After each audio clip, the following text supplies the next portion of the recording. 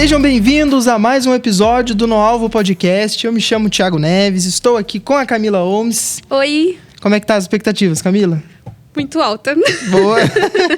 Convidado é de alto nível, então Sim. Tem tudo para ser um baita podcast. Mas antes da gente dar início a esse podcast, eu queria aproveitar aqui para honrar a vida do Thiago, que é proprietário da Core Design.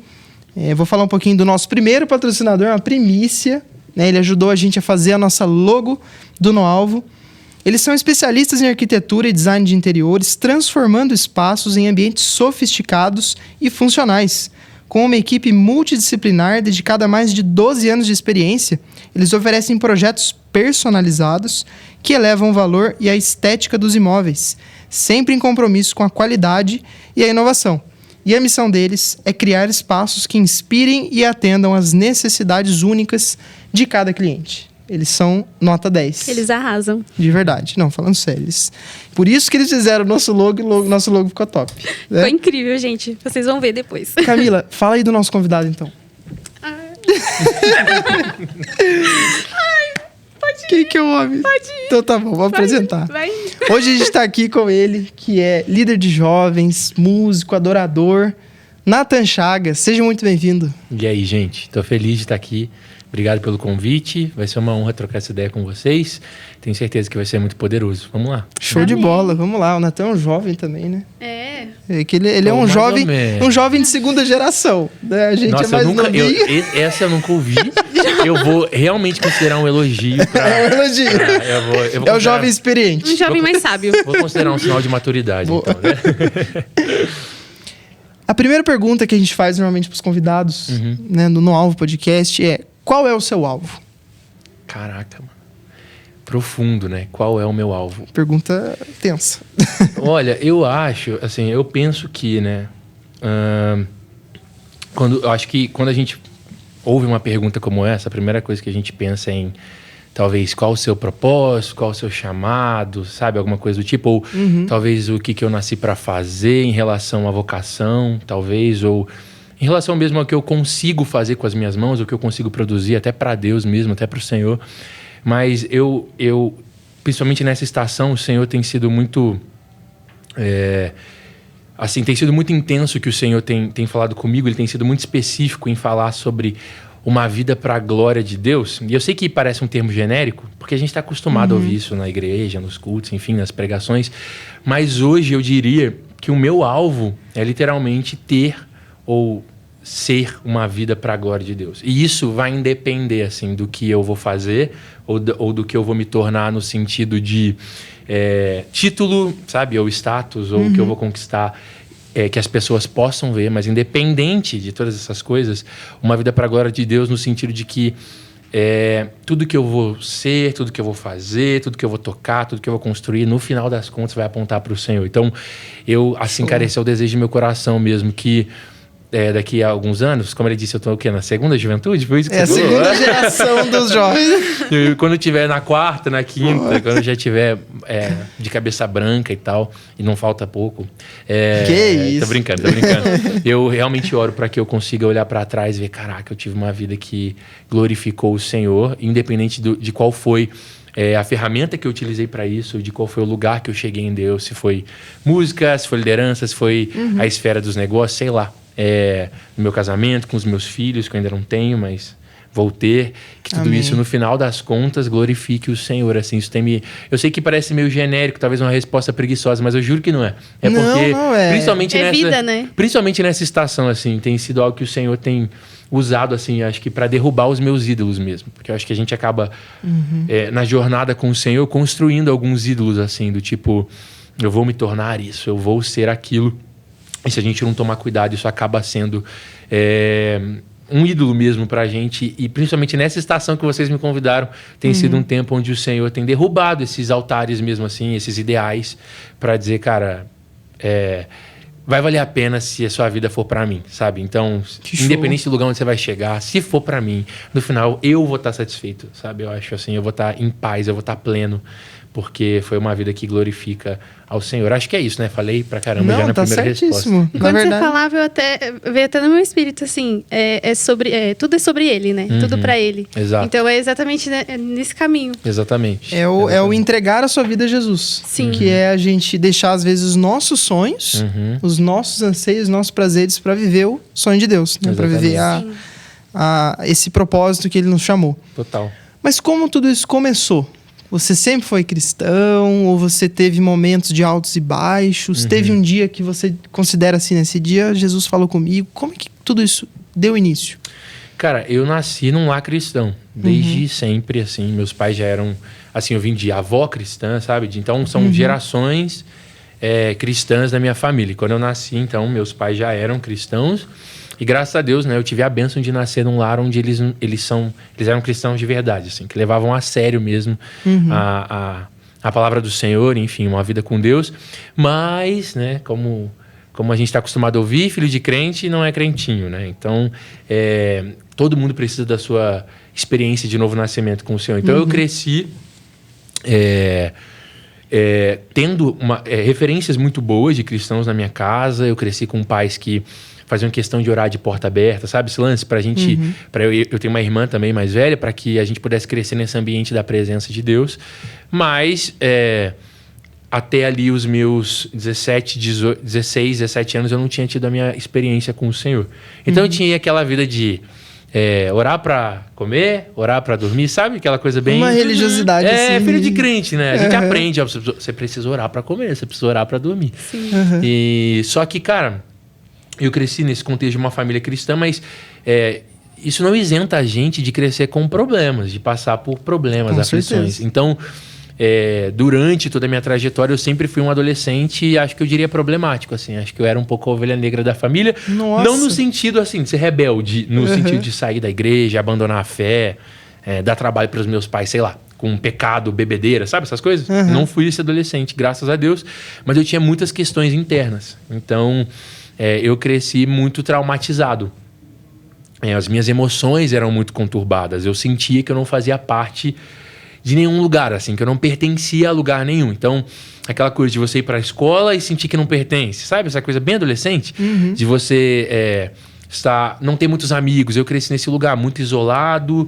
Eu fui muito protegido pelos meus pais, o que por um lado é excelente, mas por outro acarreta alguns problemas. Então eu não experimentei muitas coisas. Eu acabei crescendo um adolescente muito fechado e sem perspectiva. Acho que esse era o meu problema, assim. Eu não conseguia enxergar perspectiva, assim, de futuro na minha vida. Você não tinha um sonho? Não tinha, nenhum. Um objetivo? Tipo assim, quero ser um médico, às vezes. Eu não conseguia enxergar isso, assim. Eu não conseguia ter...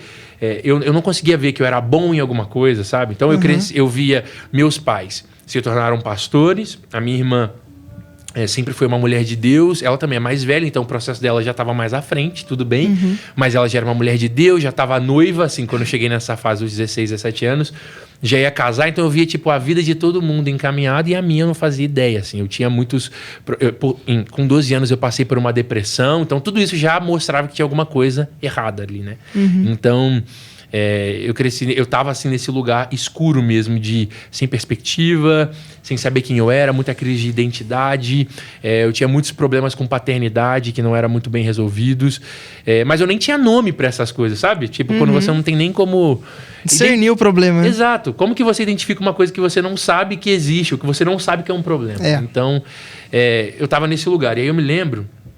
Eu já estava na faculdade, eu sou formado em publicidade, eu me formei em 2018, mas nessa época eu estava no segundo ano da faculdade, ou no primeiro, eu não me lembro, acho que foi no primeiro ano, no final assim, do segundo semestre, e eu estava tendo uma crise muito forte no meu quarto, assim, de cara... O que eu vou ser? Quem eu sou? Eu estou fazendo essa faculdade, mas eu não me vejo nesse lugar. Eu não conheço esse Deus dos meus pais tão a fundo. Eu não via perspectiva mesmo. E eu lembro desse dia, essa crise assim, de identidade, de propósito, bater muito forte. Eu começar a chorar muito no meu quarto. Todo mundo já estava dormindo. E eu lembro de fazer uma oração, assim, tipo aquela oração meio de se você existe, sabe? E eu falei, Senhor... provavelmente eu não usei o Senhor, né? Eu falei, Deus, alguma coisa assim, alguma nomenclatura que eu conhecia. E eu falei, olha, eu não sei o que vai ser do meu futuro. eu não tenho perspectiva de vida, assim. Eu realmente não sei o que fazer. Disseram que eu posso falar com você. Então, eu não sei o que fazer, eu não sei o que eu vou ser, eu não tenho perspectiva de futuro. E é isso. Foi uma oração meio... Nem pedi nada do tipo, então faz alguma coisa. Só foi um desabafo mesmo. E, cara, ia ter uma conferência na minha igreja, na igreja que os meus pais pastoreiam, né? Na época, eu só ia, assim, pro culto mesmo. Se eu servia em alguma coisa, acho que eu servia, sei lá, projeção, sabe? E... Enfim, eu fui para essa conferência e o pastor que pregou, ele pregou sobre o lugar secreto. E eu nunca tinha ouvido falar disso. Assim, eu cresci com pais, principalmente a minha mãe, assim, uma mulher de oração, cheia do coque, irmã do coque, sabe? Nossa, penso. Daquela que, tipo assim, você faz uma coisa errada, ela sonhou. Ela sonha. Minha mãe é assim também. Meus amigos sabem bem. Rapaz, assim, é tenso mesmo. É poderoso e ao mesmo tempo preocupante. Quando você é um adolescente, isso é preocupante. Então, eu sabia o que era uma vida de oração, mas eu não tinha descoberto o que era o prazer de uma vida de oração. Não tinha esse contato com o Senhor. Então, ele falou de uma forma que me pegou. Porque ele falou sobre o lugar de oração, sobre o lugar secreto, sobre a intimidade com Deus, de um jeito que eu nunca tinha ouvido antes, assim. Meio apaixonante, assim. Como... quebrando algumas barreiras de religiosidade que eu tinha na minha mente mesmo. Porque a minha igreja, ela não é uma igreja tradicional, né? Mas a gente eu fui criado num contexto muito tradicional. Então eu não tinha essa ideia de, caramba, Deus é pai, sabe? Uma intimidade, uma relação. Não tinha essa ideia de que Deus é alguém acessível. Meus pais tinham. E na cabeça deles, a gente tinha muita clareza disso, sabe? Não é um problema, meus pais não me ensinaram. Eles ensinaram. E eles acharam... fizeram a parte deles, mas isso, eu não alcançava isso, né? Até porque eu acho que se o Espírito não te revela, se você não nasce de novo, né? Só o Espírito convence. E aí, quando eu ouvi isso, eu estava sendo muito convencido. E ele chamou lá na frente. A igreja estava muito cheia. E eu falei, cara, não tem nada a perder, eu vou lá na frente, cara. Vamos ver qual que é, porque eu já não sei o que vai ser do meu futuro, assim. Talvez eu falando, não dá para ter a dimensão do sentimento de vazio que eu tinha, assim, de oco mesmo, sabe? E eu fui lá na frente. E aí ele desceu para orar pelas pessoas e ele veio direto em mim, assim. E eu não tinha contado a oração que eu tinha feito no meu quarto para ninguém. E ele coloca a mão na minha cabeça e ele profetiza daquele jeito bem old school, assim, na primeira pessoa. Deus falando com você em primeira pessoa, sabe? Não é tipo a gente, cara, eu sinto que faz sentido. Era tipo assim, eis que te digo, sabe? E aí ele falou assim, muito poderoso isso, né, cara? Uma ousadia muito grande. Eu admiro muito. E ele falou assim para mim, na primeira pessoa, você me disse que você não sabe o que vai ser do seu futuro. Aí eu já tinha acabado. Deus porque, cara, do céu, cara. Tipo, eu não falei isso pra ninguém. Mas eu te digo, eu sou o Deus do seu futuro. Constrói eu fico emocionado um pouco, né? Se eu chorar, vocês... Constrói um relacionamento comigo e o resto você deixa que eu faço. E eu saí daquele dia, assim, da igreja. Porque, assim, Deus me vê, sabe? Foi essa a sensação que eu tive. Deus me vê. E eu saí daquele dia... na minha igreja, fui pra casa, minha mãe veio me perguntar, e aí o que rolou? Eu vi, eu contei pra ela, ela ficou emocionada também, com certeza, aliás, com convicção, e não é uma coisa que eu acho. Hoje eu sei, porque ela fala, já era algo que ela tava orando pra que acontecesse. E daquele dia em diante, eu entrei pro meu quarto, assim, pra praticar o que ele tinha pregado sobre o secreto, e eu não saí mais. Aí, tipo, foi pra um nível um pouco exagerado, assim, no bom sentido da palavra. Porque quando ele tinha pregado isso e o Senhor falou isso, constrói um relacionamento comigo e o resto você deixa que eu faço, então eu tinha uma missão, construir um relacionamento com Deus. E eu fui. E eu abri a porta do meu quarto, fiquei lá e eu passei a orar, assim, e conhecer o Senhor através desse lugar secreto, esse lugar de oração. Foi muito intenso, assim, meus pais estranhavam, porque, assim, em meses eu sentava para assistir um filme, e aí dava 30 minutos de filme, galera... licença, não vou conseguir. E aí ia pro quarto, trancava a porta, apagava a luz, som, sabe? Foi muito intenso. Foi literalmente da água pro vinho, do dia pra noite. Que incrível. E meus pais estranharam um pouco no começo, mas estava muito feliz ao mesmo tempo. E foi isso, cara. Eu acho que eu nasci nesse lugar, assim, de um Deus que me enxergou nas minhas crises e me deu sentido para viver. E dali eu entrei pro meu quarto e eu conheci o Deus dos meus pais. E aí ele passou a ser o meu Deus. E não só o meu Deus, mas tipo assim... tudo que eu tinha, assim, sabe aquele lugar que eu falei de eu não pertenço a lugar nenhum, eu não sei qual é a perspectiva do meu futuro, eu não me sinto amado, sabe? Eu não me sinto pertencente a ninguém, a coisa alguma. Acabou no dia em que eu encontrei o Senhor no secreto, assim, porque o amor de Deus, todas essas questões que eu tinha acabaram no momento em que eu encontrei o amor de Deus. Então, agora eu pertenço a um lugar. Era essa a sensação, sabe? Caramba. Agora eu tenho... eu tenho um lugar para pertencer, eu sei quem eu sou, eu sei para onde eu tô indo e para esse lugar da presença de Deus. Acho que foi isso, assim, resumindo Cara, bem, foi incrível. isso. Na verdade, o que eu imagino que ele passou é que ele enxergou em Deus o caminho, o sentido. Talvez, imagino que você tivesse realmente perdido, falando assim, qual é o sentido da vida? Por que eu tô aqui? Bem isso. Esse Deus que eu não tenho acesso, que eu não ouço, que eu não vejo, que eu não sinto, que eu não cheiro, né? E aí, em certo momento, que nem ele falou, o Espírito convenceu ele. E isso é incrível, cara, de verdade. E isso que você falou, é muito real isso, né? Que a gente fica pensando, por exemplo, nós três aqui nascemos em lar cristão, né? E aí os pais às vezes ficam se perguntando, nossa, é minha responsabilidade, né? E aí tira também esse peso do pai, porque é Deus que encontra a gente, né? E ele sabe o momento exato de nos encontrar, né? Sim. De um jeito que vai atingir com força total e não vai ter pra onde correr. Exatamente. E eu vejo muito isso quando você foi falando, eu falei, nossa, é muito isso. Eu fiquei sem saída, né? Não tem como. Esse é o amor do Senhor, né? Eu acho. Ele te perseguiu, mas de um jeito bom. Exatamente. Ele te persegue. Cara, é um absurdo, assim, porque o amor de Deus é tão poderoso e ele consegue preencher lacunas tão profundas que a gente nem sabe que existe, que eu fiquei meio desesperado, assim, por esse amor. Eu me lembro de, na faculdade, eu estar, tipo, na sala de aula, e aí bater aquela saudade do Senhor. E eu ter que descer da aula e rodar ali o campus, o prédio, e ficar... Eu tô indo pra casa. Já eu tô chegando. Senhor, me espera. Caramba. Eu tô com saudade. Mas eu já tô indo. E aí, dava uns 5 minutinhos, eu subia pra aula. E assim, aquela intensidade. Eu preciso chegar em casa e estar com o Senhor. E aí, sei lá, talvez as pessoas olhem pra isso e falem, meu Deus, que espiritual. Não é que espiritual. Lembra do que Jesus disse? Quem foi muito perdoado, muito ama? Sim. É aquela sensação de, caraca, eu não tinha jeito e você me encontrou. Então, é avassalador mesmo, quando o amor de Deus nos encontra, né? E você foi falando, né? Eu fiz uma linha do tempo enquanto você foi falando da sua vida. A primeira resposta que você deu, qual que é o seu alvo, bate totalmente com o seu testemunho, desde o começo, né? É muito perceptível aquilo que Deus está construindo na sua vida. Amém. De alguém que saiu de um lugar sem propósito, né? Que não se enxergava nenhum propósito, para alguém que encontra todo o propósito nele. Exatamente. Tipo assim, e isso te preenche. Você não precisa buscar, por exemplo, seu propósito não é a música, seu propósito é Cristo. Exato. Então, ele é o alvo, né? Eu tento me lembrar isso sempre, porque... Na verdade, o Senhor acaba nos lembrando sempre, porque todas as vezes que a gente tenta escapar, mesmo que inconscientemente, né? Às vezes você começa a tomar alguma direção que não é do Senhor. E aí a gente precisa lembrar, não, pera, eu nasci para a presença, eu nasci para estar no lugar da presença. E acho que nós todos aqui já estivemos nesse lugar da presença, sabemos o que é estar lá, e a sensação é realmente essa de plenitude, né? Completude. Tô no meu lugar, pertenço a esse lugar. Então a minha história acho que é essa, você resumiu bem. De alguém que não pertencia a lugar nenhum e agora encontrou seu lugar, que é a presença do Senhor. Parece clichê, mas, cara, é isso. Mas eu acho que isso se a gente encontra, né? É a forma como Deus nos arrebata, eu acho que é a base, cara, é essa questão do lugar secreto. Em Mateus 6, Jesus direciona assim... Olha como esses fariseus são hipócritas, né? Eles oram nas praças para serem vistos.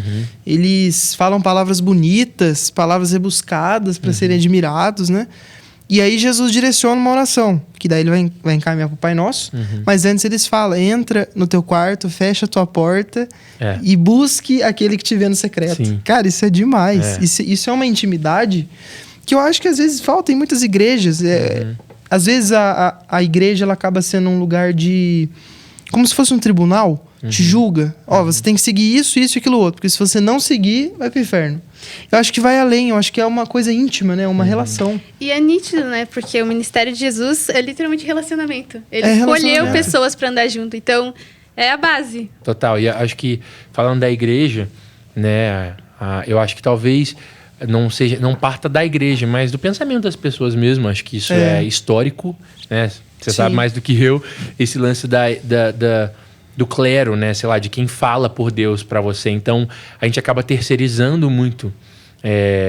A gente... É tipo assim, para saúde e academia, né? Tipo, para grana, para finanças, trabalho. Para bem-estar, família. E para minha parte espiritual da semana tá com um cheque ali do meu checklist. Então, igreja. Sendo que não, é mais profundo do que isso. Sim, e não é só ir aos domingos, né? Total, Sim. total. E aí você foi falando, e Deus também, ele tá em todas essas áreas que você foi falando. Não é só na igreja ou no meu devocional. É literalmente tudo. Ele quer tudo. Então, é verdade. Pega tudo. É a partir da presença para todas essas áreas, né? O meu trabalho é a partir da presença, a minha família é a partir da presença. Eu concordo 100%. Faz todo sentido para mim. Você falou da linha do tempo. Vamos construir uma linha do tempo que eu acho que ficou legal isso. Então, você partiu de uma casa cristã, mas estava perdido. E então o Espírito te convenceu, você começou a mergulhar naquilo com fome, com sede, com aquele fogo. E em que momento você encontrou a música como uma forma, né, de adorar a Deus? Sim, como qual que é essa história com a música? Propósito. Que jeito que você encontrou, assim? Poxa, esse é o lugar que Deus me quer. Cara, eu sempre gostei de música, assim. Eu não sou músico, minha mãe tentou fazer a gente... Minha irmã é mais que eu, assim, mas minha mãe tentou. Eu estudei violino um tempo, música clássica, mas assim, cara, não é pra mim. Sério, assim, acho que eu sou meio hiperativo, assim. Eu acho lindo, acho excelente, acho fora do normal, assim, de bonito, mas não é muito a minha praia. Então eu não cheguei... Eu estudei muito pouco música, e aí a gente falou isso antes do podcast, antes de começar a gravar. Eu também amo ouvir música. Então, eu sempre gostei de ouvir música. E quando o Senhor me encontrou, eu já, desde criança, assim, as referências lá em casa sempre foram... Eu cresci ouvindo Diante do Trono, sabe? Ana Paula Valadão, essa galera da adoração, Antônio Cirilo. Então, tipo, era comum, mesmo a gente fazendo parte de um contexto muito tradicional, como meus pais amavam muito a presença de Deus e buscavam muito a presença de Deus... É a trilha sonora, né? Dos anos 2000, principalmente. Então, Diante do Trono, os espontâneos, o Antônio Cirilo, David Keelan. Eu amo louvor antigo, cara, então demais. eu também. Ademar de Campos, os caras. Então, eu cresci ouvindo isso. Aí, quando o Senhor me encontra, eu trago adoração para o meu secreto, assim. Eu comecei a fazer isso dentro do quarto. Então, tipo, a maioria eu fiz mais sets pro Senhor do que na igreja, assim. Sets de adoração que eu falo, né? Então, eu comecei a ministrar a adoração pro Senhor dentro do quarto. Então, tipo, desse tempo todo que eu ficava lá, boa parte, né, do tempo era ministrando o coração do Senhor. E não porque alguém tinha me ensinado, mas porque eu gostava, assim, acho que era natural, cresci vendo meus pais fazendo isso. A minha irmã, ela lidera a adoração muito antes de mim, então já era uma coisa meio que fazia parte do meu universo. Não era o que eu fazia, mas estava dentro do meu universo. Então não era algo assim muito distante. Então eu comecei a fazer isso no meu lugar de oração, assim. E como tinha muitas referências de adoração extravagante, eu comecei a fazer isso no meu quarto, assim. E aí, muito influenciado. Em 2015, 16, 17, teve um movimento de adoração no Brasil, né, que assim, foi excepcional, que trouxe a Laura Solgueres, o Vilas Boas, tudo mais, toda essa galera. A Laura bem antes do Vilas ainda, uma galera. E eu tava muito ali dentro desse contexto, então eu era muito influenciado por essa questão dos espontâneos, tudo mais, aquelas músicas de 30 minutos que eu amo. E aí, enfim, dentro desse contexto, a minha irmã, ela assumiu o ministério de adoração da minha igreja como líder. E aí, ela falou assim, cara, eu preciso muito de alguém que faça backing. Eu tô com um pouco backing, eu não tenho voz, eu acho que ela só tinha uma voz masculina, e eu preciso de alguém. Ela ia reformular o Ministério de Adoração, assim, pra trazer uma nova roupagem, enfim. E aí eu falei assim, cara, é o seguinte, ela claro, minha irmã, ela canta muito, ela não é doida de me chamar se ela não soubesse que eu não cantava, né? Tipo, ela não ia chamar um desafinado lá pra... Mas eu sei que a minha parada não é muito assim, cantor, saca? Tipo, nossa, deixa eu dar um agudo aqui pra... Não é muito a minha vibe, assim. Então, eu falei, olha, eu te ajudo, vamos lá, mas eu quero muito mais ministrar do que, tipo, cantar. Eu quero... Me deixa ministrar, me deixa conduzir a igreja um dia. Ela, tá bom, vamos lá. E aí eu entrei pro Ministério de Louvor da minha igreja local, e ali a gente começou. E aí comecei como backing, e até que ela foi sentindo confiança de soltar aos poucos. Falou assim, ó, essa música hoje você conduz. Aí eu tinha tanta insegurança que eu falava assim, ó, você canta, você sola a música toda, e aí na hora de ministrar... Olha, tinha insegurança pra cantar, mas não tinha pra ministrar, que é muito mais sério, né? Muito mais responsabilidade. Mas porque esse lugar era tão natural pra mim de fazer no secreto com o Senhor, que na hora de fazer com a igreja, pra mim era tipo uma extensão, cara. Eu não tinha essa... Hoje eu entendo muito mais a responsabilidade de conduzir uma igreja do que na época, assim. Eu só queria ministrar o coração de Deus, só queria, sei lá, sabe? Tá nesse lugar. Então, aí, aos poucos, ela foi deixando, e foi aí que a música entrou, assim, eu acho. Não foi nada assim... Eu não tenho aquela história, sabe? Nossa, desde os 3 anos eu entrei pra aula de canto, eu participei do The Voice. Nada disso, cara. Só foi pra igreja local, foi pra servir a igreja local, e partiu desse lugar de quero amar o Senhor na adoração. Acho que vem desse lugar, assim, eu acho. Mas, assim, eu acho muito mais interessante a história que você contou do que uma história, por exemplo, que vem lá do The Voice. Porque dá pra ver que antes Nada de você... contra o The Voice, né, gente? Pelo amor de Deus. Gente. Mas antes de você ser afinado... eu vou lançar uma frase agora de efeito. Antes de você ser afinado na voz, você estava afinado no espírito. Amém. Então, Nossa. tipo assim, eu acho Peguem que isso que é isso aí, gente. Eu acho que isso é o essencial, assim, na adoração. Porque Deus não tá buscando vozes bonitas. Ele tá buscando quem adora em espírito e em verdade. É isso aí. Uau. Então, A unção quebra o jogo. Isso. Né? Então, assim, eu acho que essa história é muito mais interessante. E sabe que minha mãe... eu falei que ela era tia do Coque, né? Minha irmã canta muito, né? O Silvinho tá aqui, ele pode concordar. E aí, só que ela assim, cresceu cantando na igreja. Só que minha mãe, ela tem muito temor do Senhor. E ela cresceu falando pra minha irmã o seguinte: lá no mundo tem gente que canta muito melhor que você. É chocante, né, pra uma criança. Ela falava, lá no mundo tem muita gente que sabe fazer melhor do que você. Agora, tem uma coisa que eles não têm e você tem: unção. Unção muda o ambiente, unção quebra o jugo, unção muda a atmosfera, unção cura, liberta. O Espírito Com faz certeza. isso. Então, acho que é uma coisa que a gente aprendeu a valorizar lá em casa, assim. Então, eu também tenho orgulho, assim, de ter orgulho no bom sentido da palavra. Não tenho tanto problema em, tipo, não ser... Eu falo isso pra galera, assim. Esses dias me chamaram pra cantar num casamento. Eu falei, cara, acho que eu não sou a pessoa ideal pra cantar no seu casamento. A não ser que eu possa começar... Gente, vamos lá, vamos começar a orar em línguas, levante suas mãos. E não é o ambiente pra isso.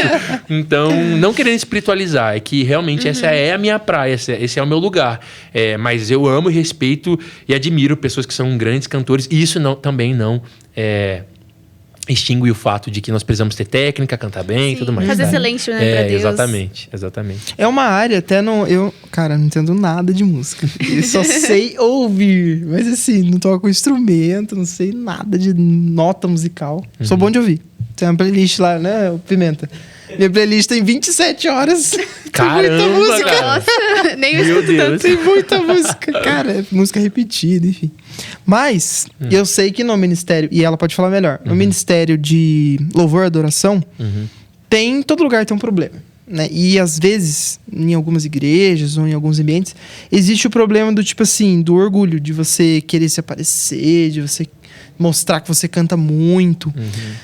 Queria entender qual que é o seu pensamento sobre isso, como distinguir o orgulho de uma adoração genuína, sabe? Aquela adoração que é pro Senhor, que você tá tirando do espírito.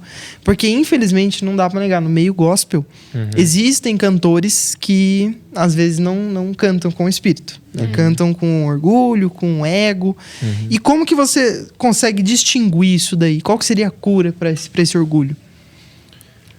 Acho que uma volta à essência mesmo, que acho que é o que a gente estava falando. A adoração precisa partir do lugar secreto. Né? Não existe adoração fora do lugar secreto. Então, eu posso ter uma ótima voz, eu posso ser um excelente músico, mas se isso não é a minha realidade, em espírito e em verdade, foi o que Jesus disse. Então, se não é uma verdade para mim, não vai fazer efeito. E eu acho que a cura para isso, para esse temor dos homens também, a gente que está no Ministério de Adoração tem que lutar com isso o tempo inteiro. Talvez nem tanto com orgulho em alguns momentos, mas principalmente com o temor dos homens, que é do tipo, será que as pessoas estão aprovando o que eu estou fazendo? Será que o pastor, sei lá, sabe? Será que o líder? Será que... Então a gente tem que lidar com isso o tempo inteiro. Mas por que eu estou falando dessa volta à essência, que é uma volta ao secreto, à intimidade com o Senhor? Porque quando eu estou fazendo isso no secreto, eu estou na audiência de um homem só. E se tá afinado ou não, ele tá amando. E ele tá recebendo. Porque não tem ninguém me vendo. Então, se eu faço isso no secreto, quando eu faço isso no altar, no palco, seja lá como chamem, cada igreja tem sua nomenclatura, precisa ser uma extensão desse lugar. Então, por mais que eu esteja conduzindo uma igreja, a audiência é de um homem só ainda. Né? A igreja pode estar abarrotada, eu posso estar ministrando para 5.000 pessoas. A audiência ainda é de um homem só. Então, quando a gente perde a ideia de que, ou o entendimento de que eu estou fazendo isso para ministrar o coração do Senhor, a gente entra num lugar de orgulho. Né? Eu acho que é isso. Quando a gente sai desse lugar de onde eu canto para o Senhor... Porque para mim, adoração é conexão. Eu não sei para você, mas os momentos onde eu me sinto mais perto do Senhor nem sempre são momentos sem oração. Tá? E não tô fazendo adorar, orar. Não é isso. Cada um tem um jeito, uma né? experiência diferente também. Deus fala de maneiras diferentes. Sim, e a própria Bíblia vai dizer que no meio dos louvores. Então, tipo, adoração para mim não é cantar E eu acho que existem muitas definições para adoração, né? Mas acho que para mim essa é que mais faz sentido, tá? Então, eu contemplo o Senhor, eu respondo ao que eu estou vendo e isso é conexão. Por quê? Contemplar o Senhor é olhar para Ele e Ele está me dizendo alguma coisa. Mesmo que não audivelmente ou com palavras, mas a beleza dele comunica, a glória dele comunica. Quem ele está comunicando. Então, quando eu olho para o Senhor, é como se ele estivesse me dizendo alguma coisa. A beleza dele está dizendo alguma coisa, a glória dele está dizendo alguma coisa. Eu olho para isso e eu respondo. Quando a gente está conversando, a gente está conectado. Então é a mesma coisa na adoração. Eu estou conectado com o Senhor. E quando eu estou conectado com o Senhor, e quando eu estou adorando, então, para mim isso é conexão. Então, quando eu subo para ministrar adoração, quando eu subo para cantar, enfim, quando eu tenho essa oportunidade de ministrar adoração através da música, isso precisa ser uma extensão dessa conexão, entende? Eu acho que o orgulho ele encontra espaço no nosso coração quando para de ser sobre conexão. E aí passa a ser sobre impressionar. E aí passa a ser sobre relevância. E aí passa a ser sobre números, enfim. Mas por isso que eu acho que para fugir do orgulho, que todos nós estamos sujeitos. Nós não somos melhores do que ninguém. Acho que a temporada que a gente está vivendo como igreja tem mostrado muito isso. Quantos homens de Deus que a gente admirava, a gente tem visto que tinham fraquezas encobertas, fragilidades muito graves encobertas. Então, o que isso significa? Que todos nós estamos sujeitos. Mas o caminho para não chegar nesse ponto, eu acho que é a volta à essência. Então, eu preciso sempre me lembrar. Por que é que eu estou fazendo o que eu estou fazendo? Eu faço o que eu faço porque eu preciso da presença de Deus. Eu preciso estar conectado à presença de Deus. E a adoração é só uma extensão desse lugar. Reconhecer, né, que a nossa fraqueza, né? Porque a partir do momento que eu reconheço minha fraqueza, eu sei que eu preciso me apegar mais ainda a Cristo, né? Total. Então, tipo assim, ele me dá força. Né? Quando ele me vê fraco, ele diz, eu sou forte. Então, é isso. A gente se desfazer ali, perceber que... reconhecer a nossa fraqueza para poder... a partir disso, se conectar a Cristo. Total. Ele tá falando isso de voltar à essência, eu só consigo pensar em uma música, que é a essência da adoração. Ah, sim, total. Do David Kinlan, né? Sim. Cara, é basicamente isso. E tanto na música, quanto no meu caso de política, cara, orgulho tá em tudo quanto é lado. Todas as áreas têm orgulho. Eu acho que isso é o mal que a gente mais enfrenta no meio cristão. Eu acho que é o pior, cara. É o orgulho. É desde o jardim, né? Vamos... Desde sempre. Por exemplo, os fariseus. Totalmente orgulho, né? O orgulho. Mas hoje a gente tem uma geração de fariseu também, infelizmente. Complicado. O orgulho... Cara, eu acho que o orgulho é o mal a ser batido, cara. Talvez... Não, lógico, não tem um ranking de piores pecados ou mal. Mas eu acho que a origem do mal é o orgulho. Sim. A origem do mal é o orgulho. E temos que lutar contra isso. Porque nega-se a si mesmo, né? A partir do momento que você não tá fazendo o principal, você tá... E se você faz isso por qualquer outro motivo que não seja a presença de Deus, estar perto da presença de Deus, honrar a presença de Deus, você desce dali completamente vazio, né? Então, tipo, eu teve um dia que eu tava ministrando adoração na minha igreja e a gente não fez nada, assim, tipo, de especial. Eu não tava em jejum de 80 horas, sabe? Eu não tava, tipo... Eu estava, logicamente, né? Vivendo uma vida com o Senhor, mas... Era um set de quarta-feira. Eu não sei se aqui vocês têm culto no meio da semana, mas... Mas é menos gente, mais um culto mais vazio. O que eu tô dizendo. Não é desmerecendo o culto, mas vocês sabem que parece que a expectativa das pessoas talvez seja um pouco menor, não sei. Mas, enfim, eu tava lá ministrando louvor e, de repente, a presença de Deus invadiu, assim, a igreja num nível que a gente não conseguia continuar, assim. Tipo, a banda continuou tocando, eu tive que parar. Só que não era aquela coisa, eu tô nesse lugar e a igreja não. Toda a igreja nesse lugar. Uau. E aí, tanto que eu não sabia como acabar. A gente com uns 15 minutos, assim, pós-música, chorando na presença de Deus, enfim, aquela coisa toda. E aí, eu só falei, gente, eu não sei como acabar isso. O nosso período está encerrado. E a gente entregou para quem ia continuar o culto e ele também não conseguiu continuar. Ele disse, não tem como continuar, a gente vai continuar nesse lugar. Eu não vou continuar a liturgia, a gente vai continuar nesse lugar. E aí, eu lembro que quando eu desci, tinha gente caindo no chão e sei lá o quê, e muita presença de Deus. Que beleza. E aí, quando eu vi aquele mover todo, eu quis filmar. Tipo assim, caraca, que irado! Eu quero gravar esse dia, que loucura! Tipo, uau, olha o que Deus tá fazendo aqui! E na hora eu senti o Espírito Santo falando, cara, se você fizer isso, essa é a sua recompensa. Ou você pode filmar, ou você pode desfrutar. Aí você escolhe. Eu guardei meu celular, coloquei no bolso, porque a gente vai sair desse ambiente completamente vazio se o objetivo não for mais da presença do Senhor. Se o objetivo não for estar mais perto da presença do Senhor. Né? Ser um pouco mais consumido pela presença do Senhor. Então, para não cair nesse lugar, acho que é manter o coração em outro lugar, que é a presença de Deus. Né? Então, coração voltado a Ele, né? Aqui na casa a gente fala que adoração é um estilo de vida, né? Amém. Então, assim, é em tudo. Não é só na música, né? Adoração Então, diário. tipo assim, se a sua vida tá alinhada, na adoração ali no momento flui. É isso entendeu? aí. É isso aí. É isso. A gente... Lógico, a gente pesquisa um pouco do convidado antes, né? A gente viu que você tem alguns álbuns de música que você lançou. Teve até uma música que eu escutei muito boa, que era falava do Jordão, Abre o Jordão, né? Queria que você contasse a motivação, o que te levou a querer gravar esse álbum. Algumas músicas, a sua música preferida, que você mais gosta, assim, que você fez. Qual que é o objetivo? Conta um pouco dessa sua... Não carreira, mas dessa produção desses álbuns. Como que foi isso? Foi papel, cartolina, caneta. Não, cara, como eu disse, tudo que aconteceu na minha vida a partir da música nasceu desse lugar de líder de adoração na igreja local. Então, eu comecei a compor muito de forma muito não intencional, assim, era bem espontâneo, assim, tipo, vou escrever isso aqui.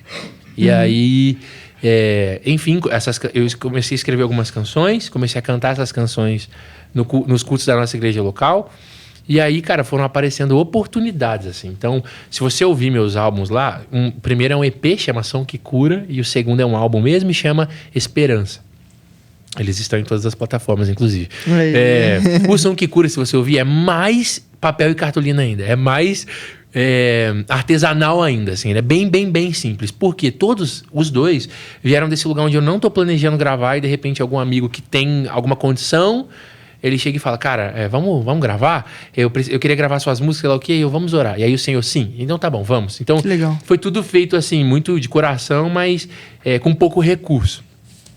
Porque vem desse lugar de vamos registrar o que está acontecendo aqui. Não é muito uma parada conceitual, assim. Eu tenho vontade de fazer alguma coisa assim ainda, mas o Senhor ainda não deixou, não tive a oportunidade, mas veio desse lugar assim mais de vamos registrar o que está acontecendo aqui. Vamos registrar o que o que a gente tem cantado na nossa igreja local e o que Deus tem feito aqui. E aí,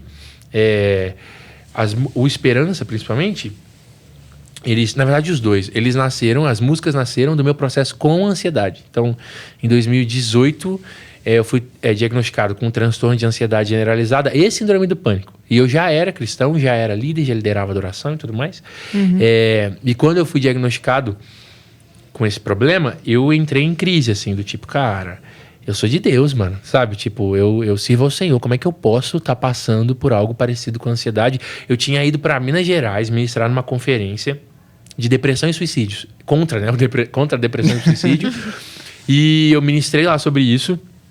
Na semana seguinte eu tive uma primeira crise de ansiedade. E hoje eu sei que a ansiedade está... as pessoas sabem bem o que muita gente tem, é um assunto conhecido. Mas na época, eu sei que faz pouco tempo, 2018, mas não se ouvia falar tanto assim disso. E nem eu sabia muito bem o que era. Eu nunca tinha ouvido falar de crise de ansiedade, nada disso e tudo mais. E dentro da igreja, então, era um tabu muito maior. Então, quando eu tive isso a primeira vez, eu não lidei muito bem. Só que hoje eu sei que a gente ouve bastante falar de ansiedade e as pessoas têm em níveis mais leves. Mas o que eu tive foi num nível bem pesado, assim, para ter um diagnóstico desse, acho que vocês entendem, de minha vida ter que parar mesmo, assim, trabalho e tudo mais. Então, não foi uma coisa tão leve. E eu questionei muito o Senhor, assim, nesses primeiros dias, do tipo, cara, por que eu tô passando por isso? Eu acabei de ministrar num congresso, dizendo para as pessoas que elas precisam acreditar na vida, que o Senhor é a esperança, e como é que eu tô nesse lugar agora? Então, foi muito conflituoso, mas aí as canções nasceram desse lugar onde eu lidei com essas questões no Senhor. Então, por mais que eu tivesse um diagnóstico médico, no Senhor, mesmo que eu ainda tivesse sintomas, ainda lidasse no natural, com a enfermidade, no espírito eu era curado. Eu já cria na cura. Então, eu lidava com o Senhor nesse lugar. Então, as canções nasceram desse meu processo em lidar com a dor.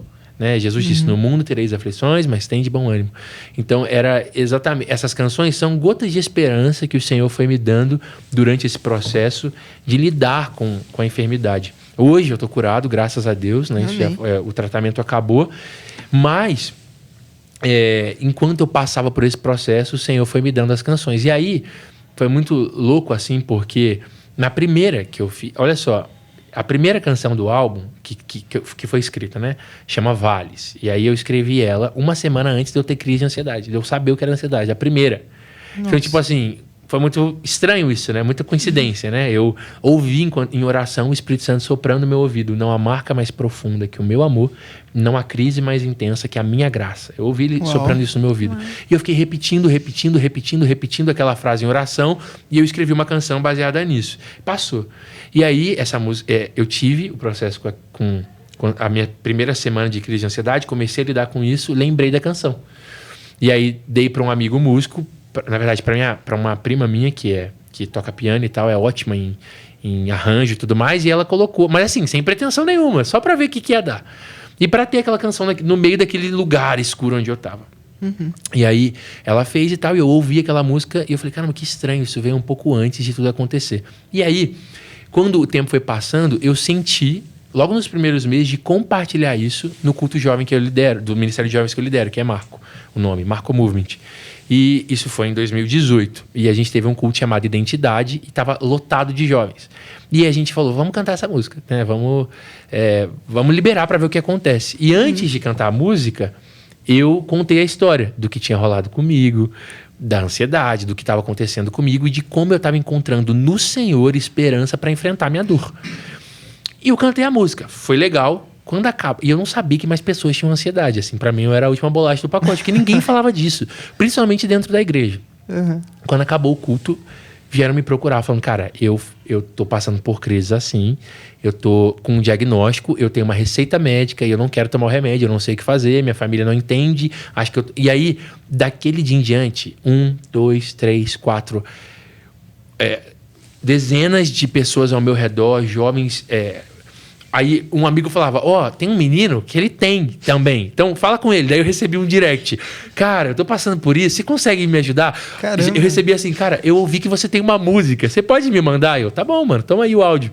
E aí começou a virar uma bandeira mesmo pra mim, não a enfermidade, nunca a enfermidade, mas o quanto era possível encontrar esperança mesmo no meio da sua dor. E virou uma bandeira nossa, do nosso movimento. 2 setembros amarelos, de 2 anos seguidos, a gente fez campanha, a gente colocou outdoor na Avenida do Povo, a gente começou a lidar com muita gente assim. Enfim, as músicas nasceram desse lugar, e a gente grava. Aí um amigo meu conhecia as músicas e decidiu gravar o primeiro EP. E aí foi legal e tal. E aí depois de um tempo, passou um tempo, alguns anos, uns 2 anos, o Senhor me convidou, assim, eu senti um convite de Deus mesmo para celebrar o que ele tinha feito através daqueles primeiros EPs. Porque assim, vamos lá, linha do tempo, né? As músicas nasceram, eu gravo um EP. Eu gravo um EP e solto. São 4 músicas, ou 3, não me lembro. 4? 3? Abre o Jordão, Sempre é Você, Vales e tem um espontâneo. Então são 4 faixas no EP. Um espontâneo instrumental. E tudo isso, gente, muito imergido em palavras proféticas, sabe? Muita palavra de Deus conduzindo esse momento. E aí um amigo meu chega e fala, vamos gravar? Vamos gravar. A gente grava isso e solta um EP no Spotify, nas plataformas, com 4 músicas. E aí aqui em Taubaté, a gente é ainda, né? Muito conectado com igrejas, famílias, assim, amigos nossos de outras igrejas. Então o álbum começa a rodar aqui, na nossa comunidade. E família no Rio de Janeiro, família em São Paulo. Então, a gente, assim, as pessoas começam a ouvir e aí a gente começa a receber muitos testemunhos. Eu comecei a receber muitos testemunhos, assim, não só de pessoas da minha igreja, mas pessoas de vários lugares. Tipo assim, cara, um cara, a gente tá fazendo um congresso aqui em Fortaleza de jovens e a gente tá usando a sua música como tema. E ele manda o vídeo deles cantando. Caramba. Então, tipo assim, cara, foi o resultado. Se você olhar os números, não são estratosféricos. É bem orgânico. Mas o Senhor começou a pontualmente, assim, pensar algumas pessoas e algumas coisas e chegar em algumas pessoas assim, eu ia me suicidar, sabe? Umas paradas assim. Puxa, mais pesado, né? Eu lido. E aí a música começou a fazer sentido pra muita gente. Aqui na cidade, principalmente, porque a gente era muito conectado com outras igrejas, e aí os líderes dessas igrejas conectados comigo, a gente era amigo, ouve a música do Natan. E aí as pessoas foram ouvindo e começamos a receber muitos testemunhos. E agora sim, né? Passam 1 ano e meio, 2 anos, eu sinto do Senhor. Eu passo 30 dias, não, acho que 3 meses sem ministrar a adoração na minha igreja. Eu senti que eu precisava de um tempo off de ministrar a adoração para colocar meu coração no lugar, aquilo que a gente estava conversando, minha cabeça no lugar, sair um pouco do automático. Quando acaba esses 3 meses, eu vou orar, agradecendo ao Senhor por aquele tempo e voltando para o ministério, e o Senhor me faz um convite e diz, cara, eu queria que você celebrasse tudo que eu fiz, na verdade, né? Nesses últimos 2 anos, de todos os testemunhos que você recebeu. Gente, de verdade, assim, foram muitos. As pessoas que não são cristãs, católicos, assim, são cristãos, não são cristãos protestantes, né? Católicos, pessoas que enfrentaram o luto e lidaram com o luto ouvindo essas músicas, porque todas elas estão dentro da temática da dor, né? Então, de como lidar com a dor, de esperança. Então, o Senhor me fez esse convite e eu falei, é sério isso? Tipo, vamos fazer isso mesmo? Eu topo, mas a gente tem a tendência de diminuir um pouco as coisas quando a gente olha os números, né? E o Senhor não. Eu amo o Senhor porque ele sucesso para Deus é outra parada. Não é o que a gente chama de sucesso, né? Então ele fez esse convite e aí eu aceitei e falei, Senhor, vamos fazer isso. E, cara, impressionante, as coisas começaram a se abrir. A minha igreja não é muito grande, minha igreja local. Igreja Move, né, inclusive, onde meus pais são pastores. Não é uma igreja muito grande, a gente tem 200 membros. Então é uma igreja que cabe 200 pessoas. Então não é uma igreja muito grande e a gente sentiu de esticar nossa fé para tipo, mano, vamos fazer. Quando eu comecei a soltar algumas coisas nas minhas redes sociais e a galera começou a dizer, eu vou. E aí a gente tem uma amizade com o pessoal da Igreja Batista da Graça, que é um templo bem maior. E aí eles cederam e falaram, faz aqui. Lá tem muitos jovens que gostam das músicas e aí a gente ia fazer essa noite só para celebrar o resultado do primeiro EP, o que Deus tinha feito no primeiro EP. E aí foi quando, durante esse período, assim, preparando, chamei uns amigos para tocar, né, uma coisa bem orgânica, tipo, galera, vamos. Soltamos lá, chamava Som que Cura a Experiência, tipo, porque era a experiência do primeiro EP. E eu tinha músicas novas que eu fiz pós esse processo, que também falavam de como eu lidei com a dor. Pós gravar aquelas primeiras músicas, né, no finalzinho do processo ali. E aí minha mãe falou, não, você não tem condições de fazer uma parada dessa e não gravar. Mesmo que fique pra você. Você não vai fazer uma noite dessa. Deixa guardado, e não vai. pelo menos. Aí eu falei, tá, então... Mas você acha mesmo? Será que isso é de Deus? Eu lido muito com o medo do orgulho. Acho que é um temor que a gente tava falando aqui agora. Mas isso é bom. Mas tipo assim, num nível um pouco patológico. Tipo, será que eu tô sendo orgulhoso? Os meninos lembram, o Silvinho tocou. E eu cheguei no primeiro ensaio e eu falei assim, olha só, a gente tá ensaiando aqui. Mas eu nem sei se a gente vai gravar. Porque eu não sei se isso é de Deus, eu não quero me orgulhar. E eles ficaram tipo, mano, você tem problema? Calma, a gente tá cara. ensaiando e você...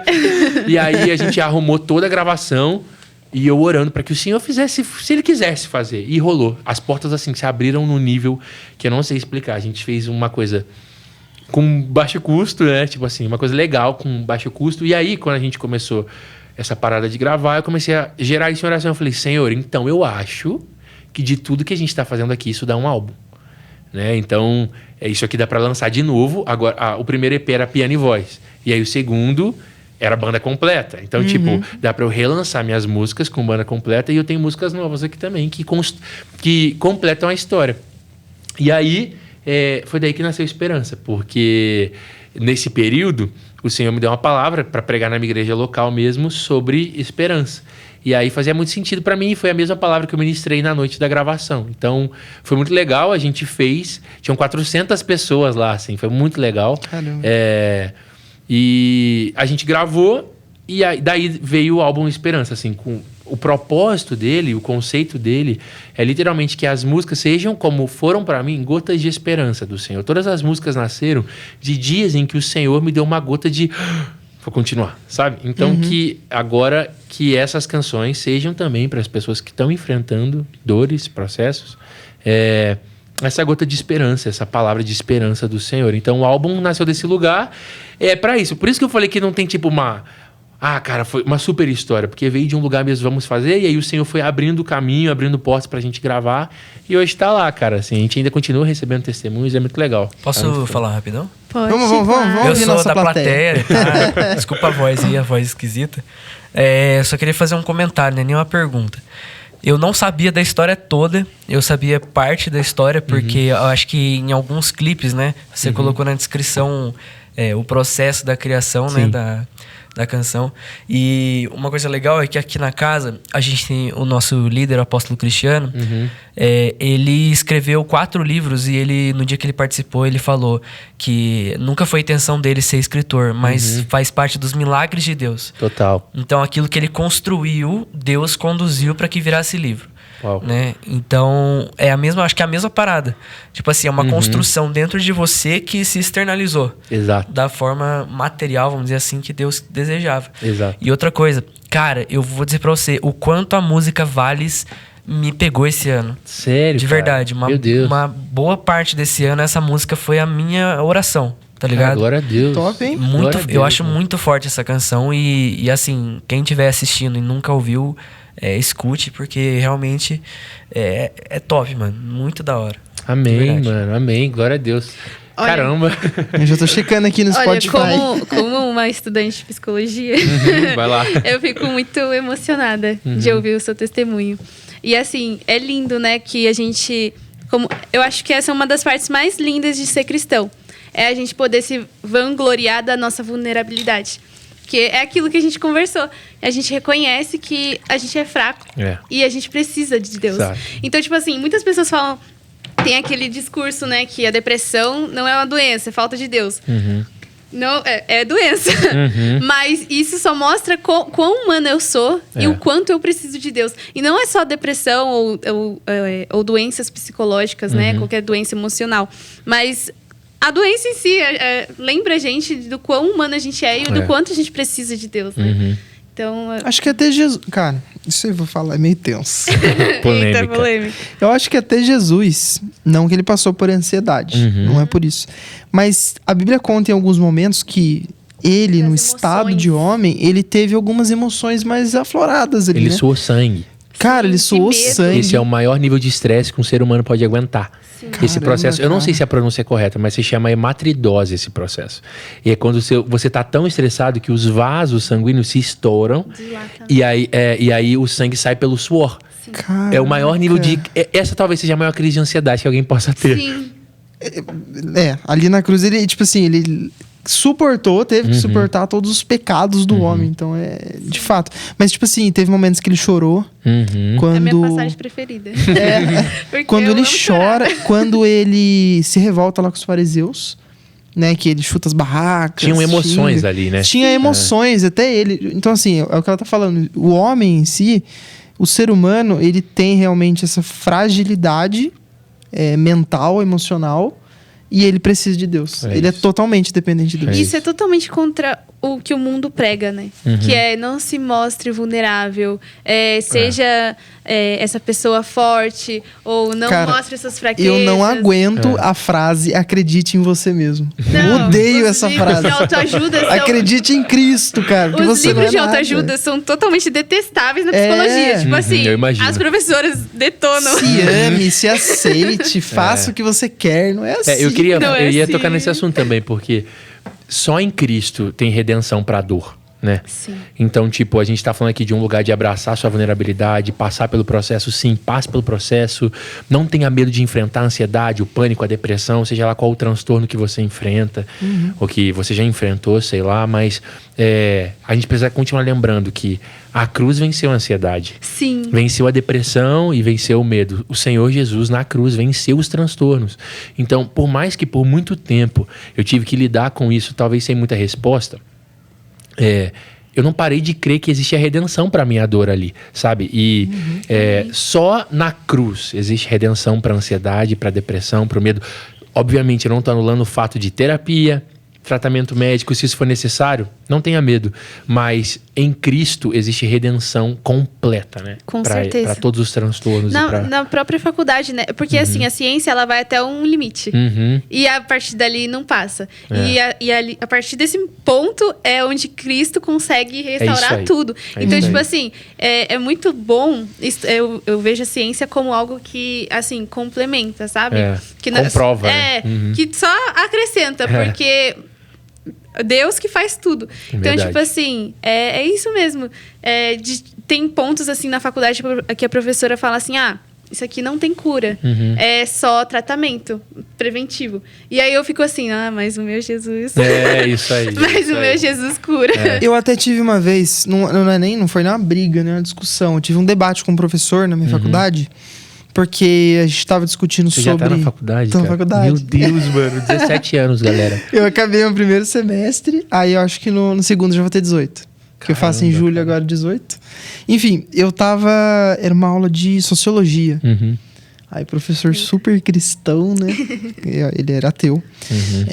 A gente entrou num assunto lá de Cracolândia, nesses lugares, né? Que as pessoas são usuárias de droga.